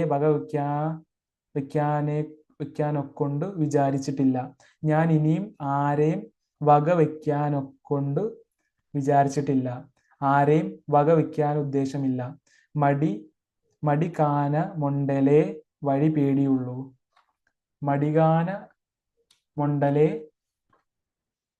പേടിയുള്ളൂ എന്ന് പ്രഖ്യാപിച്ച് തുറയിലെ നിയമങ്ങളെ വെല്ലുവിളിച്ച് നടന്നകലുന്നു. അയാളുടെ പുറകെ പാപ്പിക്കുഞ്ഞും ചെല്ലുന്നുണ്ട്. 19. അടുത്ത ദിവസം പഞ്ചമി ആ കടപ്പുറത്ത് നിന്നും അപ്രത്യക്ഷമായി. ചെമ്പൻ കുഞ്ഞ് തന്റെ കൈവശം ഉണ്ടായിരുന്ന പണമെല്ലാം എടുത്ത് സർവ്വം നഷ്ടപ്പെട്ട പരീക്കുട്ടിയുടെ കടം വീട്ടുകയും തന്റെ കുടുംബത്തിന് സംഭവിച്ച സർവ്വ പ്രശ്നങ്ങൾക്ക് ഉത്തരവാദി അയാളാണെന്ന് അറിയിക്കുകയും ചെയ്തു. പഞ്ചമി തൃക്കുന്നപ്പുഴയിൽ കറുത്തമ്മയുടെ അടുത്തെത്തി. പഞ്ചമി നീർക്കുന്നത്തെ വിശേഷങ്ങൾ പറയവേ പരീക്കുട്ടി പിരാന്തനെ പോലെ നടക്കുന്നതും രാത്രി കാലങ്ങളിൽ വള്ളത്തേൽ ഇരുന്ന് പാടുന്നതും അറിയിക്കുന്നു. കറുത്തമ്മ തനിക്ക് തന്റെ അജ്ഞാതമായ മാനസിക വ്യാപാരത്തോടെ പരീക്കുട്ടി തന്നെ കുറിച്ച് അന്വേഷിക്കാറുണ്ടോ എന്ന് തിരക്കവേ പളനി അന്നോളമില്ലാത്ത ഉറപ്പോടെ അതിന് മറുപടി നൽകുന്നു. കറുത്തമ്മയുടെ രഹസ്യം കണ്ടുപിടിക്കപ്പെട്ടുപോയി. 20. അന്നോളം ഉണ്ടായിട്ടില്ലാത്ത ഒരു തന്റേടം കറുത്തമ്മയ്ക്കുണ്ടായി. അന്ന് പളനി പുറംകടലിൽ പോകെ അവൾ പരീക്കുട്ടിയുടെ പാട്ടിന് ചെവി ഓർക്കുകയും അവനോട് ഒന്ന് ചേരുകയും ചെയ്തു. അപ്പോൾ ദിശയറിയാത്ത കടലിൽ വഴി കാട്ടുന്ന നക്ഷത്രങ്ങളുടെ അകമ്പടിയില്ലാത്ത ഒരു സ്രാവിനെ വേട്ടയാടിയ പളനി ചുഴിയിലൂടെ കടലമ്മയുടെ കൊട്ടാരത്തിലേക്ക് ആനയിക്കപ്പെട്ടു. രക്ഷപ്പെടാനുള്ള ശ്രമങ്ങളെല്ലാം കൈവിടവേ അയാൾ നിസ്സഹായനായി കറുത്തമ്മ എന്നലറി. 2 നാൾ കഴിഞ്ഞ് ആലിംഗനബദ്ധരായ ഒരു സ്ത്രീയുടെയും പുരുഷന്റെയും ശവശരീരങ്ങൾ കടപ്പുറത്തും ചെറിയഴീക്കൽ കടപ്പുറത്ത് ചൂണ്ട വിഴുങ്ങിയ ഒരു സ്രാവും അടിഞ്ഞു കയറി. പ്രണയവും ദുരന്തവും ചെമ്മീനിൽ. നൈസർഗികവും അനശ്വരവുമായ ഒരു പ്രണയകാവ്യം എന്ന് നിരൂപകരൊന്നടങ്കം അംഗീകരിച്ച കൃതിയാണ് ചെമ്മീൻ. അതിൽ തന്നെ ഗദ്യത്തിലുള്ള സ്നേഹോപനിഷത്താണ് ചെമ്മീൻ എന്ന ലീലാവതി ടീച്ചറിന്റെയും റിയലിസവുമായി പുലവാലായ്മ പോലുമില്ലാത്ത ശുദ്ധ കാൽപ്പനിക പ്രണയത്തെയാണ് ചെമ്മീനിൽ അവതരിപ്പിച്ചിരിക്കുന്നതെന്ന എൻ കൃഷ്ണപിള്ളയുടെയും വിലയിരുത്തലുകൾ പ്രധാനമാണ്. അരയ സമുദായത്തിലെ കറുത്തമ്മയും 4ാം വേദക്കാരനായ പരീക്കുട്ടിയും തമ്മിലുള്ള വിമോഹനമായ പ്രേമബന്ധം ജാതി മത സംബന്ധമായ അന്ധവിശ്വാസങ്ങളിൽ തട്ടി തകരുന്ന സരളാവിഷ്കരണമാണ് പ്രത്യക്ഷ വായനയിൽ ചെമ്മീൻ. ഒരു റിയലിസ്റ്റിക് സാഹിത്യകാരനെന്ന് കീർത്തി കേട്ട തകഴിയുടെ തൂലികയിൽ നിന്നും മലയാളത്തിന് ലഭിച്ച കാൽപ്പനിക പ്രണയ നോവലാണത്. തൻ്റെ സർവസ്വവും ത്യജിച്ച പരീക്കുട്ടി തൊണ്ട പൊട്ടും വരെ പ്രേമഗാനം പാടി മരിക്കാനുറച്ച് അലഞ്ഞു തിരിയുമ്പോൾ വർഗാഭിമാനവും കുടുംബത്തിന്റെ സൽപ്പേരും തുറയുടെ നിയമങ്ങളും സംരക്ഷിക്കാൻ പരമ്പരാഗത വിശ്വാസങ്ങളാൽ നിർബന്ധിതയായി കറുത്തമ്മയ്ക്ക് വിവാഹം കഴിക്കേണ്ടി വരുന്നു. വിശ്വസ്തയോടെ പളനിക്കൊപ്പം കഴിയാൻ മോഹിക്കുന്ന അവൾക്ക് അരക്ഷിതത്വം മാത്രമേ തിരിച്ചു ലഭിക്കുന്നുള്ളൂ.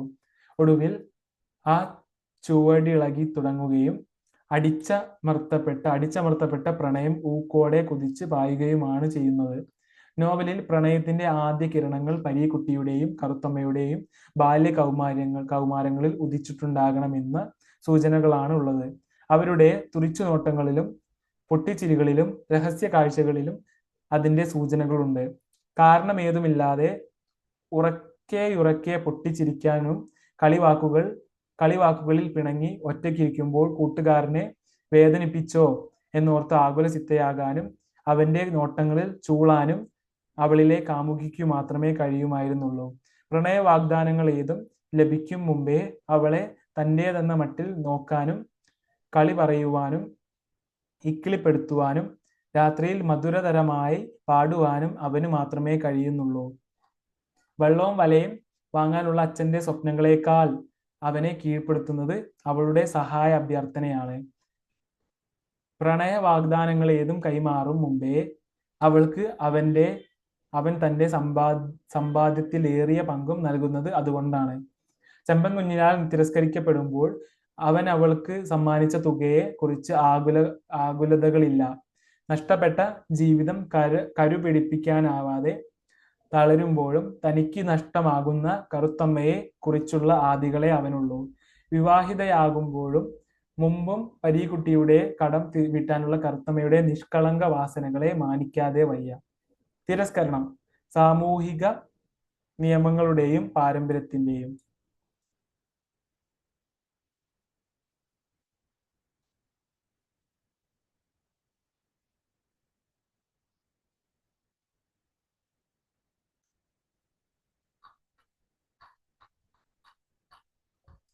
തിരസ്കരണം സാമൂഹിക നിയമങ്ങളുടെയും പാരമ്പര്യത്തിന്റെയും. കറുത്തമ്മയും പരീക്കുട്ടിയും തങ്ങൾക്കുള്ള പരസ്പര സ്നേഹം വെളിപ്പെടുത്തുന്ന സന്ദർഭങ്ങളിലും ഒടുവിൽ കടപ്പുറത്ത് ആലിംഗനബദ്ധരായ 2 ശവങ്ങൾ അടിയുമ്പോഴും പ്രണയം തകർക്കുന്ന പാരമ്പര്യ നിയാമകങ്ങളാണ് ദൃശ്യമാകുന്നത്. പരീക്കുട്ടി കറുത്തമ്മയ്ക്ക് എന്നോട് ഇഷ്ടമാണോ എന്ന് ചോദിക്കേ ഇഷ്ടമാ, എനിക്ക് എന്നും ഇഷ്ടമായിരിക്കും എന്നാണ് അവൾ മറുപടി നൽകുന്നത്. നിരുപാധികമായ ഈ വെളിപ്പെടുത്തലിൽ കടപ്പുറത്തിന്റെ നെറിയും മുറയും ലംഘിക്കപ്പെടുകയാണ്.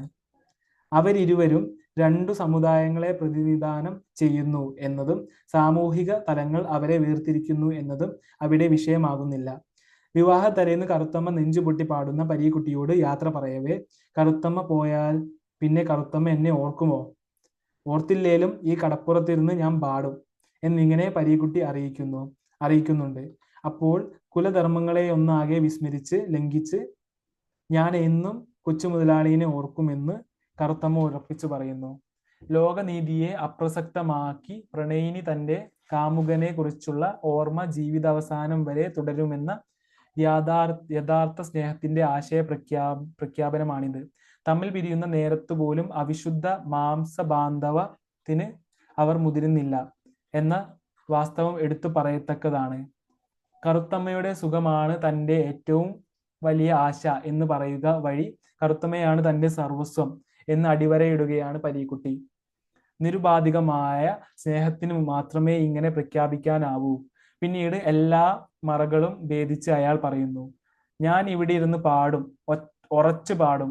അവൾ പ്രതിവചിച്ചു, ഞാൻ ഈ പാട്ട് അങ്ങ് തൃക്കുന്നത്തുപുഴ കടപ്പുറത്തിരുന്ന് കേൾക്കും. അങ്ങനെ പാടി തൊണ്ട പൊട്ടി ഞാൻ അങ്ങ് ചാകും, നെഞ്ചു പൊട്ടി ഞാനും ചാകും. അപ്പൊ ഈ കളപ്പുറത്ത് രണ്ട് ആത്മാക്കള് ഈ നിലാവത്ത് പറന്നു നടക്കും. ലോകത്തിലെ ഏത് പ്രണയേതിഹാസത്തിന്റെയും തലത്തിലേക്ക് ചെമ്മീൻ ഉയരുന്നത് ഈ യാത്ര പറച്ചിലിന്റെ ആവിഷ്കാരത്തിലൂടെയാണ്. പളനിയുടെ ഭാര്യയാവുന്നതോടെ കറുത്തമ്മയിൽ സംഭവിക്കുന്ന മാറ്റങ്ങൾ ഏത് സ്ത്രീക്കും സംഭവിക്കുന്നതാണ്. പളനി തന്നെ സ്നേഹിക്കണമെന്ന് അവൾ ആഗ്രഹിക്കുന്നു. പക്ഷേ ഈ സ്നേഹം സുരക്ഷിതത്വ ബോധത്തിന്റെയും ഉത്തരവാദിത്വത്തിന്റെയും ചങ്ങലകളാൽ ബന്ധിക്കപ്പെട്ട ഒന്നാണ്. ഒരു നല്ല ഭാര്യയായിരിക്കുക എന്ന ഉത്തരവാദിത്തം ഉപാധിയായി അവളെ വിരിഞ്ഞു മുറുകുന്നു. അതേസമയം അവളുടെ ഉള്ളിന്റെ ഉള്ളിൽ ത്രസിപ്പിക്കുന്നത് പരീക്കുട്ടിയോടുള്ള സ്നേഹമാണ്. അതിതീക്ഷ്ണമായ കാമാവേശത്തോടെയാണ് കറുത്തമ്മ പളയുമായി ഇണചേരുന്നത്. അണമുറിഞ്ഞുള്ള അതിശക്തമായ പ്രവാഹം എന്നും അത് അനിയന്ത്രിതമായിരുന്നു എന്നുമാണ് തകഴിയുടെ വാക്കുകൾ. അതിശക്തമായ പ്രവാഹം എന്നും അത് അനിയന്ത്രിതമായിരുന്നു എന്നുമാണ് തകഴിയുടെ വാക്കുകൾ. ഈ മട്ടിൽ തനിക്ക് നാണവും ഇല്ലാതായതിനും ആവേശം ഉണ്ടായതിനും കറുത്തമ്മ ന്യായം കണ്ടുപിടിക്കുന്നുണ്ട്. നീ ഒരു പുരുഷനെ സ്നേഹിച്ചവളാണ് എന്നതാണ് അതിനുള്ള ന്യായം. ആ പുരുഷനെ കുറിച്ച് ഓർക്കുമ്പോൾ ഒരു വല്ലാത്ത അനുഭൂതി ഉണ്ടാകുമായിരുന്നു. അവളിൽ പുരുഷത്വത്തോട് ഒരു അഭിനിവേശം വളർന്നിരുന്നു. അങ്ങനെയുള്ള അവൾക്ക് ഒരു പുരുഷനെ കിട്ടിയപ്പോൾ അവളുടെ നെറിയും മുറയും വിട്ടുപോയി. പളനിയുമായി ലൈംഗിക ബന്ധത്തിൽ ഏർപ്പെടുന്നതിനെ പോലും പരീക്കുട്ടിയുമായുള്ള പ്രണയബന്ധത്തിലേക്കാണ് കറുത്തമ്മ ബന്ധിപ്പിക്കുന്നത്. വീട്ടിൽ തനിച്ചായിരുന്നപ്പോൾ അവൾ പരീക്കുട്ടിയെ കുറിച്ചാണ് ചിന്തിച്ചത്. ആ ചിന്ത അവൾക്ക് തുടച്ചു മാറ്റാൻ കഴിയുന്നില്ല. അതൊരു പാപമല്ലേ എന്ന് സംശയിക്കുന്നുണ്ടെങ്കിലും പരീക്കുട്ടിയെ മറക്കാൻ ഒക്കുകയില്ലെന്ന് അവൾ പ്രഖ്യാപിക്കുന്നു. സാമൂഹിക നിയമങ്ങളെ പ്രണയം മറികടക്കുന്നു എന്നാണ് ഈ ചിന്തയുടെയും ന്യായവാദത്തിന്റെയും അർത്ഥം. പ്രണയത്തിന് സാമൂഹിക നിയമങ്ങളെ ഭേദിക്കാനാവുമോ എന്ന സന്ദേഹം കറുത്തമ്മയിൽ വളർന്നു വരുന്നതിനുമുണ്ട് പല അർത്ഥാന്തരങ്ങളും. ഈ കടപ്പുറത്ത് ഇങ്ങനെയുള്ള ഉണ്ടായിട്ടുണ്ടോ അമ്മച്ചി എന്ന് അവൾ ചക്കിയോട് ചോദിക്കുന്നു. തന്നെ പോലെ വിജാതീയ പുരുഷനെ സ്നേഹിച്ച അരയത്തിയുണ്ടോ എന്നാണ് അവളുടെ അന്വേഷണം. എത്ര ശ്രമിച്ചിട്ടും കുറയുന്നതിന് പകരം കൂടി വരുന്ന പ്രേമബന്ധത്തോട് കൂടിയ ഒരു സ്ത്രീ, അങ്ങനെ ഒരു സ്ത്രീ അല്ലെങ്കിൽ സ്ത്രീകൾ ആ കടപ്പുറത്ത് ഉണ്ടായിരുന്നു എന്നാണ് കറുത്തമ്മ സ്വയം സമാധാനിക്കുന്നത്. ഒന്നിനാലും കെടുത്താൻ കഴിയാത്ത പ്രേമത്തെ കരളിൽ ഒളിച്ചു വെച്ച് ജീവിച്ചു എന്ന് സ്ഥാപിക്കാൻ, ഒന്നിനാലും കെടുത്താൻ കഴിയാത്ത നിരുപാധിക സ്നേഹത്തിന്റെ കരുത്തിൽ വിശ്വാസം അർപ്പിക്കാൻ. അതിനാൽ അത്തരം പ്രേമബന്ധങ്ങൾ പുലർത്തിയ മുത്തശ്ശിമാരുണ്ടായിരുന്നു എന്ന് കറുത്തമ്മ വിശ്വസിച്ചു. താൻ സ്വയം സൃഷ്ടിച്ച കഥാപാത്രങ്ങളായ ഈ പ്രണയിനിമാരെ കുറിച്ച് ആശ്വസിച്ചു. അങ്ങനെയാണ് അവൾ നല്ല പെണ്ണിനോട് ചോദിച്ച് സ്വന്തം പ്രേമത്തിന് ന്യായീകരണം ഉണ്ടാക്കാൻ ശ്രമിക്കുന്നത്. ഒരു ദിവസം കറുത്തമ്മ നല്ല പെണ്ണിനോട് ചോദിച്ചു, കൊച്ചമ്മ, പിഴച്ചുപോയ പെണ്ണുണ്ടോ ഈ കടപ്പുറത്തുണ്ടായിട്ടുണ്ടോ? ഉണ്ട് എന്ന് നല്ല പെണ്ണ് പറഞ്ഞു. ഒന്ന് രണ്ട് പഴയ കഥകൾ. അവ പ്രേമകഥകളായിരുന്നു. കറുത്തമ്മ സ്ത്രീ എന്ന നിലയിൽ സ്വന്തം കരുത്തു തേടുന്നത് ഈ പ്രണയകഥകളിൽ നിന്ന് ആവേശം ഉൾക്കൊണ്ടാണ്. പരീക്കുട്ടിയും താനും തമ്മിൽ പുലർത്തിയ സ്നേഹത്തിന്റെ നിരുപാധികത അവൾ ഈ കഥകളിൽ കണ്ടു. പരീക്കുട്ടിയെ ഓർത്തപ്പോഴെല്ലാം സ്നേഹം കൊണ്ട് സാമൂഹിക വിലക്ക് ലംഘിച്ച ഈ മുത്തശ്ശിമാർ അവൾക്ക് ധൈര്യം നൽകി. താൻ നെറിയും മുറയും തെറ്റിച്ചുവെന്ന് പറഞ്ഞ മുക്കുവന്മാരെ നേരിടാൻ കറുത്തമ്മ ചോദിക്കുന്ന ചോദ്യം ഇതാണ്: ഇവന്മാരുടെ മരക്കാത്തിമാർക്കും ഇങ്ങനൊരു അവസരം ഉണ്ടായി കാണത്തില്ലയോ? സ്നേഹിക്കുക എന്ന അബദ്ധം ഒരു സർവ്വലൗകിക സത്യമാണെന്ന് ആവർത്തിച്ചുറപ്പിക്കുകയാണ് കറുത്തമ്മ ചെയ്യുന്നത്. പളനി പക്ഷേ സ്നേഹത്തെക്കുറിച്ചല്ല, കർത്തവ്യബോധത്തെക്കുറിച്ചാണ് വ്യാകുലപ്പെടുന്നത്. കറുത്തമ്മ ഒന്ന് മാത്രം: നീ നിന്റെ നെറിയും മുറയും നോക്കിക്കഴിഞ്ഞാലേ കൊണ്ട് മാത്രം മതി. നെറിയും മുറയും നോക്കി കറുത്തമ്മ കഴിഞ്ഞുകൂടുക എന്ന ഉപാധിയിൽ അധിഷ്ഠിതമാണ് അയാളെ സംബന്ധിച്ചിടത്തോളം കറുത്തമ്മയുമായുള്ള ബന്ധം. പരീക്കുട്ടിയോടുള്ള കറുത്തമ്മയുടെ സ്നേഹമാകട്ടെ എല്ലാ നെറിയും മുറയും വിധി വിലക്കുകളും മാറ്റിവെക്കപ്പെടാൻ പ്രാപ്തിയുള്ളത്ര വിശുദ്ധമാണ്. പരീക്കുട്ടി അവളുടെ വകയാണ്, അവൾ പരീക്കുട്ടിയുടെ വകയും എന്ന വാക്കുകളിലൂടെ തകഴി ഈ വിശുദ്ധി അടയാളപ്പെടുത്തുന്നു. ഒടുവിൽ പരീക്കുട്ടി വന്നു വിളിച്ചപ്പോൾ അവൾ ഈ നിരുപാധിക സ്നേഹത്തിന്റെ കരുത്ത് പൂർണ്ണമായും തിരിച്ചറിഞ്ഞു. സ്വല്പ നിമിഷങ്ങൾ കൊണ്ട് കറുത്തമ്മ അവളുടെ ജീവിതത്തിന്റെ എല്ലാ പരാജയങ്ങളും മറന്നു. അവൾ തോറ്റവളല്ല. അവൾക്ക് ഒരു മഹാധനമുണ്ട്, മറ്റൊരാൾക്കും ഇല്ലാത്ത ഒരു മഹാധനം. ബലിഷ്ഠ ഗായകനായ ഒരുവന്റെ സംരക്ഷണയിലാണെന്ന് അവൾക്ക് തോന്നി. പരീക്കുട്ടിയുടെ നീട്ടപ്പെട്ട കൈകൾക്കുള്ളിലൂടെ അയാളുടെ വക്ഷസ്സോട് ചേർന്നപ്പോൾ കറുത്തമ്മ അനുഭവിച്ചത് പളനിയുടെ കൈകൾ നൽകിയ സുരക്ഷിതത്വത്തിലപ്പുറമുള്ള മറ്റൊന്നാണ്. അവളുടെ ആത്മാവിനാണ് പരീക്കുട്ടിയുടെ സ്നേഹം തന്റേടം നൽകിയത്. അവളുടെ ആത്മാവിനാണ് പരീക്കുട്ടിയുടെ സ്നേഹം തന്റേടം നൽകിയത്. തന്നെ ഒരാൾ എന്നും സ്നേഹിക്കുന്നുണ്ടെന്ന വിശ്വാസവും എന്നും സ്നേഹിക്കപ്പെടുന്നവളാണ് താൻ എന്ന ദൃഢബോധവും അവളെ മറ്റൊരാളാക്കുന്നു. നിരുപാധികമായ ഈ സ്നേഹത്തിന്റെ ശക്തിയാണ് കറുത്തമ്മയെ പരീക്കുട്ടിയിൽ ലയിച്ചു ചേരാൻ പ്രേരിപ്പിക്കുന്നത്. അതോടെ അവൾ തോറ്റവളല്ലാതെയായി. സ്നേഹം അവളെ ജയിപ്പിച്ചു. സമുദായ നീതിയെയും ആചാരങ്ങളെയും വെല്ലുവിളിക്കാനുള്ള ആയുധമായി തകഴി മുന്നോട്ട് വെക്കുന്നത് സ്നേഹത്തെയാണ്. സ്നേഹത്തിന് എല്ലാ മതിൽക്കെട്ടുകളെയും തകർക്കാനാവും. അത് ഒരു നാലാം വേദക്കാരന്റെ സ്നേഹമാവുമ്പോൾ വിപ്ലവത്തിന് മറ്റൊരു തലം കൈവരുന്നു.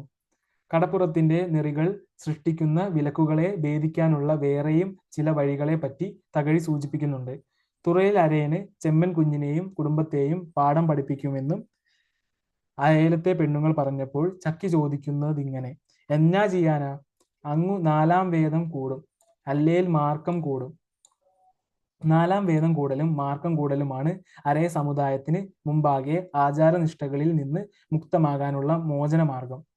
എന്നാൽ കറുത്തമ്മ അതേപറ്റി ആലോചിക്കുന്നത് പരീക്കുട്ടിക്ക് അതെത്ര ആനന്ദകരമായിരിക്കും എന്ന നിലയ്ക്കാണ്. പരീക്കുട്ടിയുമായുള്ള സ്നേഹമാണ് ആ സന്ദർഭത്തിലും കറുത്തമ്മയുടെ പക്കലുള്ള മാനദണ്ഡം. പരീക്കുട്ടിയുടെ ആനന്ദത്തിനു വേണ്ടി സ്വന്തം മതം ഉപേക്ഷിക്കാനും ആചാരങ്ങൾ ലംഘിക്കാനും കറുത്തമ്മ തയ്യാറാണ്. നാലാം വേദം കൂടിയാൽ തന്റെ മാറിടത്തിലും നിതംബത്തിലും പരീക്കുട്ടിക്ക് നോക്കാം എന്നാണ് കറുത്തമ്മ ആശ്വസിക്കുന്നത്. പരീക്കുട്ടി വന്ന് വിളിച്ചപ്പോൾ കറുത്തമ്മ ഇറങ്ങിച്ചെന്നത് മതവും ആചാരങ്ങളും ഉപേക്ഷിക്കുമ്പോഴുള്ള ഈ ആശ്വാസത്തോടെയാണ്. കറുത്തമ്മ പുറത്തു ചാടിയത് പളനിയുമായുള്ള ബന്ധത്തിന്റെ കെട്ടുപാടുകളിൽ നിന്നും മാത്രമല്ല, തനിക്ക് ഉൾക്കൊള്ളാനാവാത്ത സാമുദായിക നിഷ്ഠകളിൽ നിന്നുകൂടിയാണ്. ചെമ്മീൻ ലോകത്തുടനീളം വിവിധ ഭാഷകളിലെ സാഹിത്യാസ്വാദകർ സ്വീകരിച്ച നോവലായതിനു പിന്നിൽ അത് ഉദ്ഘോഷിച്ച സ്നേഹമന്ത്രമാണുള്ളത്. അരയന്മാരുടെ ഒരു ദുരന്ത പ്രേമകഥ അവരുടെ സാമൂഹിക ജീവിതത്തിന്റെയും ആചാരക്രമങ്ങളുടെയും രൂഢമൂലമായ ചില അന്ധവിശ്വാസങ്ങളുടെ തന്നെയും പശ്ചാത്തലത്തിൽ ആവിഷ്കരിച്ചു എന്നതാണ് ചെമ്മീനിന്റെ പ്രത്യേകതയായി MS ദേവദാസ് പറയുന്നത്. MS ദേവദാസ്. ഓക്കെ. മിത്തുകളുടെ അരയ ജീവിതാഖ്യാനം ഒരു പ്രണയകഥയുടെ ദുരന്താഖ്യാനം എന്നതിലുപരി ചെമ്മീൻ എന്ന തകഴിയുടെ കാൽപ്പനികാഖ്യാനത്തെ മഹത്തരമാക്കുന്നത് ആ ജീവിതങ്ങളുടെ നിർണായക ശക്തിയായി വർത്തിക്കുന്ന മിത്തുകളാണ്. ഭാരതീയ സംസ്കാരത്തിന്റെ മൗലിക ഘടകങ്ങളിലൊന്നായ പ്രിമിറ്റീവിസത്തിന്റെ ആവിഷ്കാരമാണിത്. ഒരർത്ഥത്തിൽ ചെമ്മീനിലെ പ്രണയകഥയുടെ ദുരന്തം പോലും അത്തരം മിത്തുകളുടെ സാന്നിധ്യമാണ്. സമുദായ ഘടനയുടെ നിലനിൽപ്പിനും സാമൂഹിക ആചാര ക്രമീകതയ്ക്കും വേണ്ടി രൂപപ്പെട്ട പ്രാകൃത നാടോടി വിശ്വാസങ്ങൾക്ക് ജനസമുദായത്തോളം തന്നെ പഴക്കമുണ്ട്. മലിനോവ്സ്കി മിത്തുകൾ വിശ്വാസങ്ങളുടെ വാഹകമായി ഭാവിയെ സുരക്ഷിതമാക്കുന്നു എന്ന് നിരീക്ഷിച്ചിട്ടുണ്ട്. ഗോത്ര ജീവിതങ്ങളെ നിലനിർത്തുന്നതും അടിയൊഴുക്കുകളേതുമില്ലാതെ നിർണയിക്കുന്നതും മിത്തുകളുടെ രൂഢമൂലമായ നിലനിൽപ്പ് തന്നെ. ചെമ്മീൻ എന്ന നോവലിൽ ആവർത്തിച്ചു വരുന്ന പാതിവ്രത്യത്തെ കുറിക്കുന്ന മിത്ത് അരയ സമുദായത്തിൽ പതിറ്റാണ്ടുകളായി നിലനിൽക്കുന്നതാണെന്നാണ് തകഴിയുടെ അഭിപ്രായം. തിരകൾക്കും ഒഴുക്കിനും എതിരായി മല്ലടിച്ച് ഒരു തടി കഷ്ണത്തിൽ ചക്രവാളത്തിനപ്പുറത്തേക്ക് പോയ ആദ്യത്തെ മുക്കുവന്റെ ഭാര്യ വ്രതനിഷ്ഠയോടെ കടപ്പുറത്ത് പടിഞ്ഞാറോട്ടു നോക്കി നിന്ന് തപസ്സു ചെയ്യുകയായിരുന്നു. കടലിൽ കോളിളകി, തിമിംഗലങ്ങൾ വായ് പൊളിച്ചു കൊണ്ടെടുത്തു, സ്രാവുകൾ വാലുകൊണ്ട് വെള്ളത്തിലടിച്ചു, ഒഴുക്കു വെള്ളത്തെ ഒരു വലിയ ചുഴിയിലേക്ക് വലിച്ചു കൊണ്ടുപോയി. എല്ലാ അപകടത്തിൽ നിന്നും രക്ഷപ്പെട്ടു എന്നല്ല, ഒരു വലിയ മീനുമായി അയാൾ കരയ്ക്ക് വന്നു. എങ്ങനെ ആ കൊടുങ്കാറ്റിൽ നിന്നും അയാൾ രക്ഷപ്പെട്ടു? എന്തുകൊണ്ട് തിമിംഗലം വിഴുങ്ങിയില്ല? സ്രാവിന്റെ അടി ഏറ്റിട്ടു വെള്ളത്തിന് ഒരു കേടും സംഭവിച്ചില്ല. ചുഴി ഒഴിഞ്ഞു വള്ളം പോയി. എങ്ങനെ അതെല്ലാം സംഭവിച്ചു? ആ പതിവ്രത കടപ്പുറത്ത് തപസ് ചെയ്യുകയായിരുന്നു. ഈ നാടോടി മിത്തിന്റെ ചുവട് പിടിച്ചാണ് ആഖ്യായിക രൂപപ്പെട്ടിരിക്കുന്നത്. തലമുറകളിൽ നിന്ന് തലമുറകളിലേക്ക് കൈമാറ്റം ചെയ്യപ്പെട്ട ഈ വിശ്വാസത്തിന്റെ ബലത്തിൽ സ്ത്രീകളെ ചാരിത്ര്യവതികളായി വളർത്തുക എന്ന അന്തർദർശനം, ഇരുണ്ട സൗന്ദര്യം, ബ്ലാക്ക് ഈസ്തറ്റിക്സ്, ഇരുണ്ട സൗന്ദര്യമായി ഒളിഞ്ഞിരിക്കുന്നത്. തലമുറകളിൽ നിന്ന് തലമുറകളിലേക്ക് കൈമാറ്റം ചെയ്യപ്പെട്ട ഈ വിശ്വാസത്തിന്റെ ബലത്തിൽ സ്ത്രീകളെ ചാരിത്ര്യവതികളായി വളർത്തുക എന്ന അന്തർദർശനം, ഇരുണ്ട സൗന്ദര്യമായി ഒളിഞ്ഞിരിക്കുന്നത്. നാടോടി വിശ്വാസങ്ങളിൽ അടിസ്ഥാന ഭാഗമായി തന്നെ വരുന്ന ലൈംഗിക സ്വാതന്ത്ര്യത്തിന്മേലുള്ള വിലക്കുകൾ തന്നെയാണിത്. നോവലിന്റെ ആരംഭം മുതലേ തുറയിലെ ജീവിതവുമായി ബന്ധപ്പെട്ട് കറുത്തമ്മയുടെ കാതുകളിൽ അലയടിക്കുന്ന വിശ്വാസമാണത്.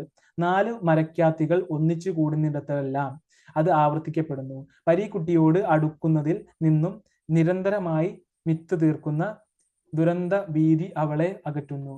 തനിക്ക് തെറ്റുപറ്റിയെന്ന പാപബോധം വിവാഹത്തിനു മുമ്പും ശേഷവും അവളെ അലട്ടിക്കൊണ്ടേയിരുന്നു. പളനിയോട് അവൾ ആവർത്തിച്ചു ചെയ്യുന്ന സത്യം, എന്നെന്നും ആ കടാപുറത്തിന് ചേർന്ന ഒരു മരക്കാത്തിയായി കഴിച്ചു കൊള്ളാം എന്നാണ്. അതിനു മുമ്പുള്ള ജീവിതത്തെ അവന് മുമ്പിൽ തുറന്നു കാട്ടുന്നതിൽ നിന്നും മിത്തിന്റെ കാർക്കശ്യത അവളെ വിലക്കുന്നു. കറുത്തമ്മയ്ക്ക് പരീക്കുട്ടിയോട് തോന്നുന്ന അടുപ്പം മനസ്സിലാക്കിയ ചക്കി കടപ്പുറത്തിന്റെ നെറിയും മൊറയുമാണ് മകൾക്ക് പകർന്നു നൽകുന്നത്. പളനിയുമായി വിവാഹം ഉറപ്പിക്കപ്പെട്ട അവൾക്ക് തുറയിൽ അരയത്തിമാർ ചാരിത്ര്യ ശുദ്ധിപാഠങ്ങളാണ് പകർന്നേകുന്നത്. ഒരുവനെ സ്നേഹിച്ചിട്ട് മറ്റൊരുവനെ കല്യാണം കഴിച്ച വേറൊരു പെണ്ണ് കടാപ്പുറത്ത് എന്നെങ്കിലും ഉണ്ടായിട്ടുണ്ടോ എന്ന് കറുത്തമ്മയെ കൊണ്ട് ആവർത്തിച്ച് അന്വേഷിക്കുന്നത് അവളിൽ രൂഢമൂലമായ പാപഭീതിയാണ്. അപശബ്ദയായ സ്ത്രീയുടെ ആത്മാവ് കടപ്പുറത്ത് അലയുന്നതായി നല്ല പെണ്ണ് പറഞ്ഞു കൊടുക്കുന്ന കടപ്പുറത്ത് ഇടയ്ക്കിടെ മുഴങ്ങുന്ന പാട്ടിന്റെ കഥയും ഇത്തരത്തിലുള്ളതാണ്. കടപ്പുറത്തെ ഒരു പഴയ പാട്ടിന്റെ കഥാവസ്തു ആ സ്ത്രീയുടെ ജീവിത കഥയാണ്.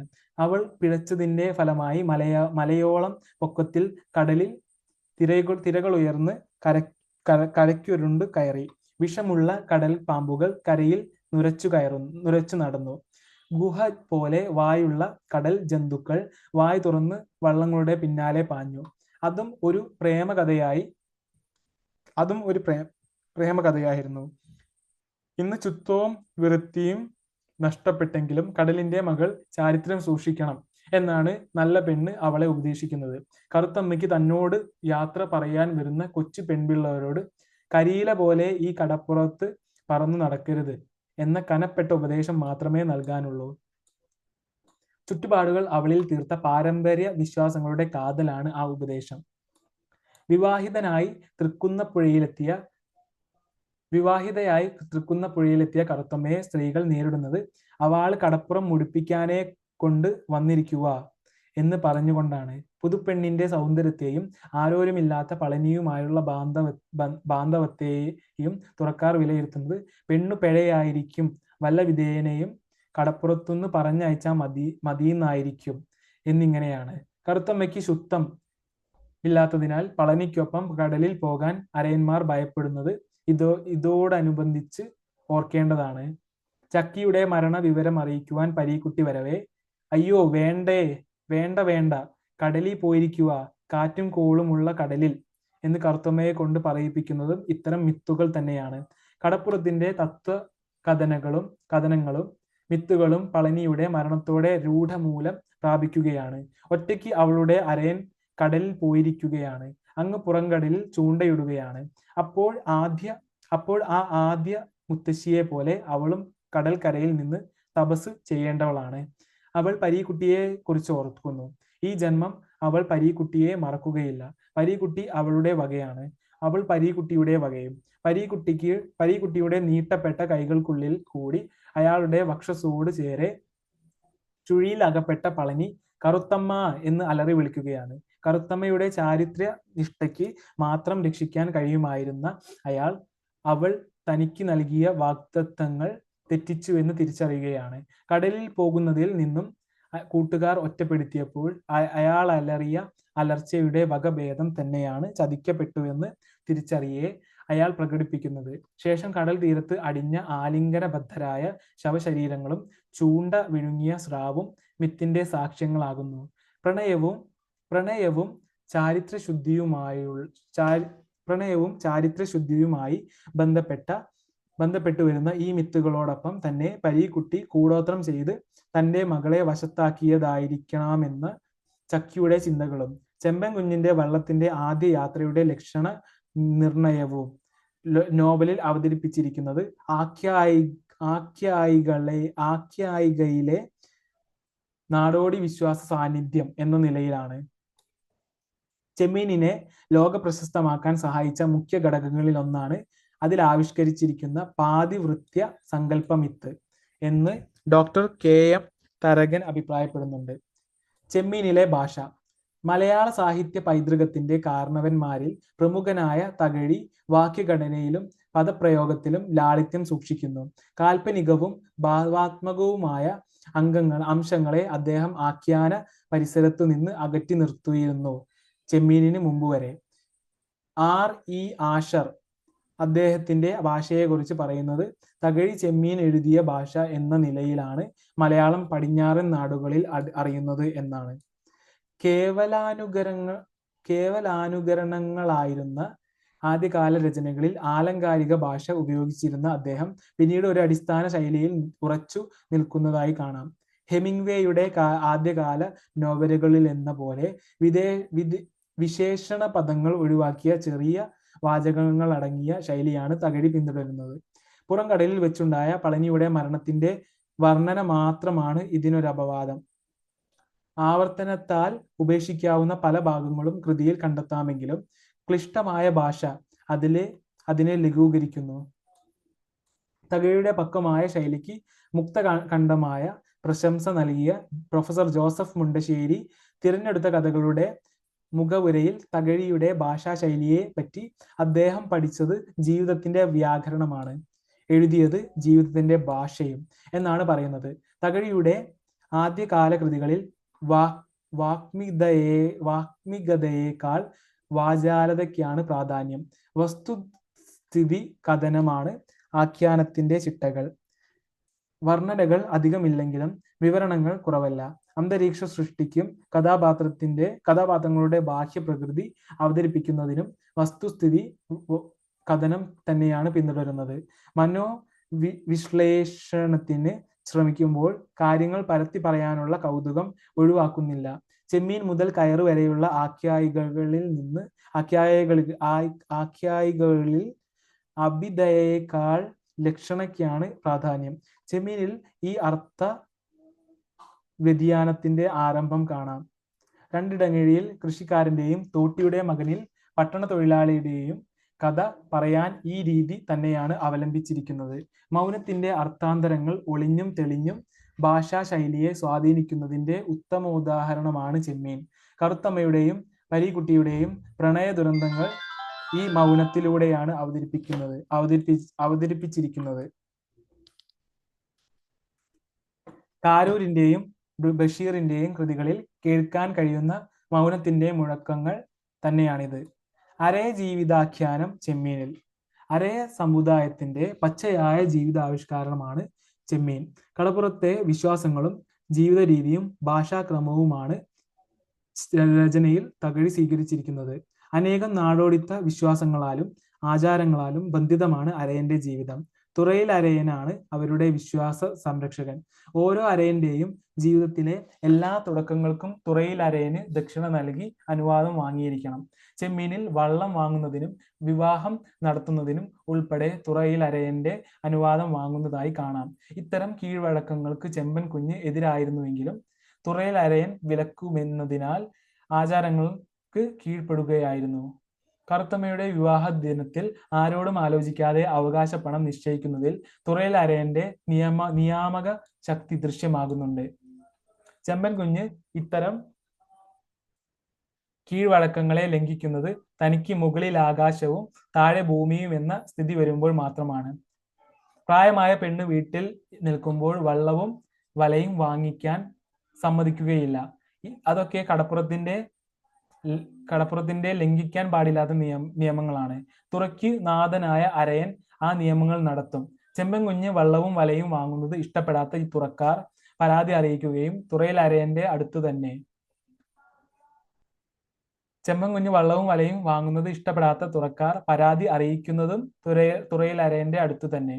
ചെമ്പൻ കുഞ്ഞ് തുറയിൽ അരയന്റെ അനുവാദമില്ലാതെ കൂടെ പാർപ്പിച്ച പാപ്പിക്കുഞ്ഞിനെ ഉപേക്ഷിച്ചപ്പോൾ തുറയിൽ അരയൻ വിധി തീർപ്പിനെത്തുന്നതും അദ്ദേഹത്തിന് സമുദായത്തിലുള്ള സ്ഥാനം വ്യക്തമാക്കുന്നു. അരയൻ, വലക്കാരൻ, മുക്കുവൻ, മരയ്ക്കാൻ, പഞ്ചമജാതി എന്നിങ്ങനെ 5 ജാതികൾ ഉണ്ടായിരിക്കെ വലക്കാരൻ മാത്രമേ വള്ളവും വലയും വാങ്ങാവൂ എന്നിങ്ങനെ കടപ്പുറത്തിന് നിയമങ്ങളുണ്ട്. ആദ്യമായി വള്ളം ഇറക്കുമ്പോൾ ലക്ഷണം നോക്കുന്നതും കടലമ്മ ഋതുമതി ആയിരിക്കെ കടലിൽ പോകരുതെന്ന് വിലക്കുന്നതും അരയൻ ഒരു ദിവസം ഒന്നിലേറെ തവണ വള്ളം ഇറക്കരുതെന്നും ഉൾപ്പെടെ വിലക്കുകളേറെ അവർക്ക് ചുറ്റുമുണ്ട്. എല്ലാത്തിനുപരിയായി മരക്കാത്തീന്റെ ശുദ്ധമാണ് ഓരോ അരയന്റെയും ആത്മവിശ്വാസത്തെയും ജീവനെയും ബലപ്പെടുത്തുന്നത് എന്ന പാരമ്പര്യമിത്തും. ഗ്രന്ഥകാരൻ അന്ധവിശ്വാസിയെന്നോ യാഥാസ്ഥിതികനെന്നോ തോന്നിപ്പോവത്തക്ക വിധമാണ് കടലമ്മയുടെ നിർദ്ദയ ശിക്ഷ വർണ്ണിക്കുന്നത് എന്നാണ് എൻ കൃഷ്ണപിള്ള നിരീക്ഷിക്കുന്നത്. അരയന്റെ തത്വശാസ്ത്രമല്ലാതെ മറ്റൊരു ശാസ്ത്രവുമില്ലാത്ത കാൽപ്പനികാംശത്തിന് ഛായാചിത്രണപരമായ റിയലിസത്തേക്കാൾ ഒട്ടധികം പ്രാധാന്യം കൽപ്പിക്കുന്ന കൃതിയാണ് ചെമ്മീൻ എന്ന് അദ്ദേഹം കൂട്ടിച്ചേർക്കുന്നത്. ഓക്കെ, ഇനി നമുക്ക് മുൻകാലവർഷ ചോദ്യങ്ങൾ നോക്കാം. ചെമ്മീൻ, തകഴി ശിവശങ്കരപിള്ള. ഒന്നാമത്തെ ക്വസ്റ്റ്യൻ 2023 ചോദിച്ച ക്വസ്റ്റ്യൻ ആണ്. അമ്മയായ ചക്കിയുടെ സംഭാഷണങ്ങളിൽ പ്രതിഫലിക്കുന്നത് മൊലയും തലയും വന്ന കറുത്തമ്മയെ കുറിച്ചുള്ള ആകുലതകളും ഉത്കണ്ഠയുമാണ്. പര്യാലോചിക്കുക. 2. സ്ത്രീ കേന്ദ്രിതമായ ഒരു പഴയ തത്വശാസ്ത്രത്തെ ബലപ്പെടുത്തുന്നതിനു വേണ്ടി കടലമ്മയ്ക്ക് ബലി കൊടുത്ത പളനിയാണ് ചെമ്മീനിലെ യഥാർത്ഥ ദുരന്ത കഥാപാത്രം. 3. ആദ്യത്തെ മുക്കുവൻ കൊടുങ്കാറ്റിൽ അകപ്പെട്ടിട്ടും തിരിച്ചു വന്നില്ലേ? പണ്ട് അയാളുടെ മുക്കുവത്തിയുടെ തപശ്ചര്യ കൊണ്ട്. ഈ മിത്തിന്റെ കലാപരമായ ആവിഷ്കാരം ചെമ്മീനിൽ സാക്ഷാത്കരിച്ചിരിക്കുന്നത് എങ്ങനെ? 4. കറുത്തമ്മയുടെ മനസ്സ് അത്യധികം അസ്വസ്ഥമായിരുന്നു. എങ്ങനെയാണ് അവൾക്ക് ഒരു സ്വാസ്ഥ്യം കിട്ടുന്നത്? കറുത്തമ്മയുടെ മനസംഘർഷത്തെ ചെമ്മീനിൽ ആവിഷ്കരിച്ചിരിക്കുന്നത് എങ്ങനെ? 5. 9 വയസ്സു മുതൽ കടപ്പുറവുമായുള്ള അടുപ്പം ഉള്ള തകഴി ചൂടില്ലാത്ത ഭാര്യ ഭർത്തൃ ബന്ധം ലോകത്തിലില്ലേ എന്ന് ചെമ്മീൻ എന്ന നോവലിൽ അർത്ഥഗർഭമായി ചോദിച്ചത് കടപ്പുറത്തെ പളനി കറുത്തമ്മമാരുടെ ജീവിതത്തെ മാത്രം മുന്നിൽ കണ്ടുകൊണ്ടാവുമോ? പര്യാലോചിക്കുക. മലയ്ക്കാന്മാരുടെ വിശ്വാസവും അത്യാഗ്രഹവും നെറികേടും അവ കൊണ്ടുണ്ടാകുന്ന ദുരന്തങ്ങളും ആവിഷ്കരിക്കുന്നതിനപ്പുറം ബാഹ്യ ഇടപെടലുകൾ കുറവായ ആ സമൂഹത്തിൽ സാംസ്കാരിക പരിഷ്കരണം നടപ്പിൽ വരുത്തുവാനുള്ള ശ്രമം ചെമ്മീൻ എന്ന നോവലിൽ കാണുന്നില്ലേ? വിമർശിക്കുക. 7. ഭാഷയുടെ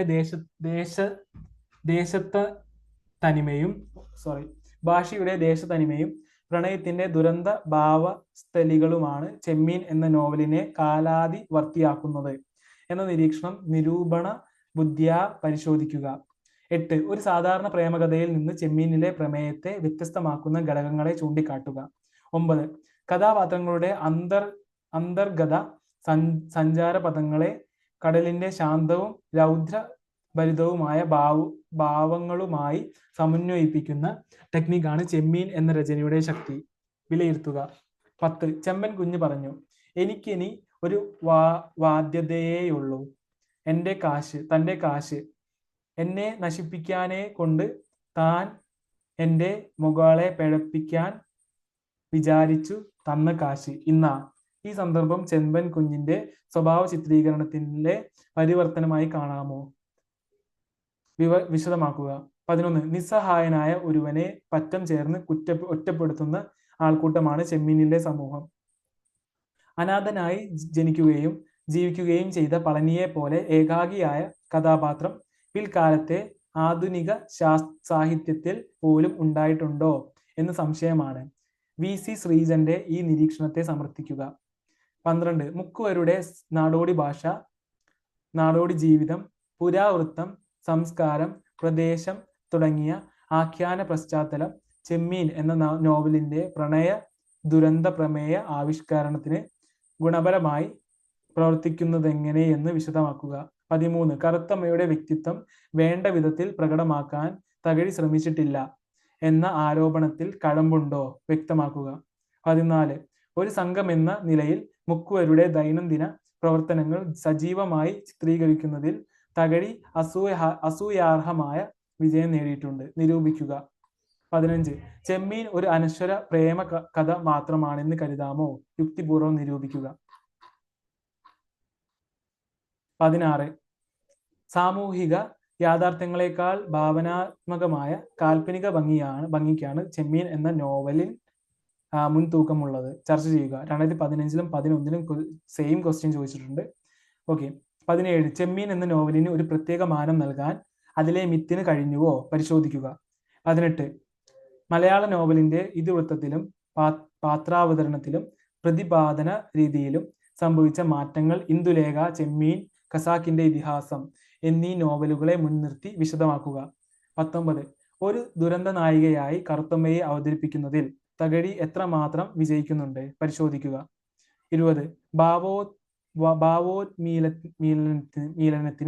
ഭാവോന്മീലനത്തിന് യോജിച്ച ഭാഷയാണ് ചെമ്മീൻ എന്ന നോവലിന്റെ ആസ്വാദ്യത വർദ്ധിപ്പിക്കുന്നത് ഉദാഹരണ സഹിതം സമർത്ഥിക്കുക. 21. ചെമ്മീൻ എന്ന നോവലിന്റെ പ്രാഥമികമായ ആകർഷകത്വം അതൊരു പ്രേമകഥയാണ് എന്നതാണ്. പക്ഷേ അതൊരു ദുരന്ത പ്രേമകഥയാണ്. പരിശോധിക്കുക. 22. ചെമ്മീൻ എന്ന നോവലിന് സംവേദനം ചെയ്യാനുള്ളത് പ്രണയത്തിന്റെ വിജയമാണോ, ഉത്കർഷേച്ഛയുടെ വ്യർത്ഥതയാണോ? പരിശോധിക്കുക. 2012-ലും 2005-ലും ചോദിച്ച ക്വസ്റ്റ്യൻ ആണ്. 23-ാമത്തെ ക്വസ്റ്റ്യൻ. ചെമ്മീൻ എന്ന നോവലിന്റെ അനിതര സാധാരണമായ കലാമൂല്യത്തിന് നിദാനമായ വസ്തുതകൾ താഴെ ചേർത്തിരിക്കുന്ന ചോദ്യങ്ങൾക്ക് ഉത്തരങ്ങളിലൂടെ വിശദമാക്കുക. എ. ചെമ്മീനിലേത് ഉജ്ജ്വലമായ ഒരു പ്രണയ കഥയാണോ? ബി. റിയലിസത്തെക്കാൾ കാൽപ്പനികതയ്ക്കാണ് ചെമ്മീനിൽ സ്ഥാനമെന്ന് കരുതാമോ? സി. അരയ സമുദായവും അവരുടെ വിശ്വാസ പ്രമാണങ്ങളും ഈ നോവലിൽ അർദ്ധധരരായി വർത്തിക്കുന്നില്ലേ? 24. ചെമ്മീൻ എന്ന നോവലിൽ തകഴി അന്ധവിശ്വാസത്തെ ദൃഢമാക്കുകയാണ് ചെയ്തത് എന്ന വിമർശനത്തെ നിങ്ങൾ സാധൂകരിക്കുന്നുണ്ടോ? വിശദീകരിക്കുക. 25. മരക്കാന്റെ സ്വത്ത് മരക്കാത്തീന്റെ ശുദ്ധമാണ്. മരക്കാന്റെ സ്വത്ത് മരക്കാത്തീന്റെ ശുദ്ധമാണ്. ഈ നാടൻ വേദാന്തത്തിന്റെ അടിത്തറയിൽ രൂപം കൊടുത്ത ചെമ്മീൻ ജനങ്ങൾക്കിടയിൽ അന്ധവിശ്വാസം ഊട്ടിയുറപ്പിക്കുന്നു. ഈ വിമർശനം ന്യായീകരിക്കാനാവുന്നതാണോ? 26. കടലിനോടുള്ള ആത്മബന്ധത്തെയും ധാർമ്മിക മൂല്യങ്ങൾ നിഷേധിച്ചാലുണ്ടാകുന്ന ദുരന്തത്തെയും സുന്ദരമായ ഒരു പ്രേമകഥയിലൂടെ ആഖ്യാനം ചെയ്യുന്ന നോവലാണ് ചെമ്മീൻ. സമർത്ഥിക്കുക. 27. ശുദ്ധമായ കാൽപ്പനിക പ്രണയമാണ് ചെമ്മീനിലെ പ്രതിപാദ്യം എന്ന വാദം എത്രമാത്രം സാധൂകരണക്ഷമമാണ്? ശുദ്ധമായ കാൽപ്പനിക പ്രണയമാണ് ചെമ്മീനിലെ പ്രതിപാദ്യം എന്ന വാദം എത്രമാത്രം സാധൂകരണക്ഷമമാണ്? 2002 ചോദിച്ച ക്വസ്റ്റ്യൻ ആണ്. Okay, thank you for listening me. Next നമ്മൾ ഡിസ്കസ് ചെയ്യാൻ പോകുന്നത് ഖസാക്കിന്റെ ഇതിഹാസമായിരിക്കും. OV വിജയൻ എഴുതിയ ഖസാക്കിന്റെ ഇതിഹാസം 4ാം unit. Okay, thank you for listening me again. See you in next class.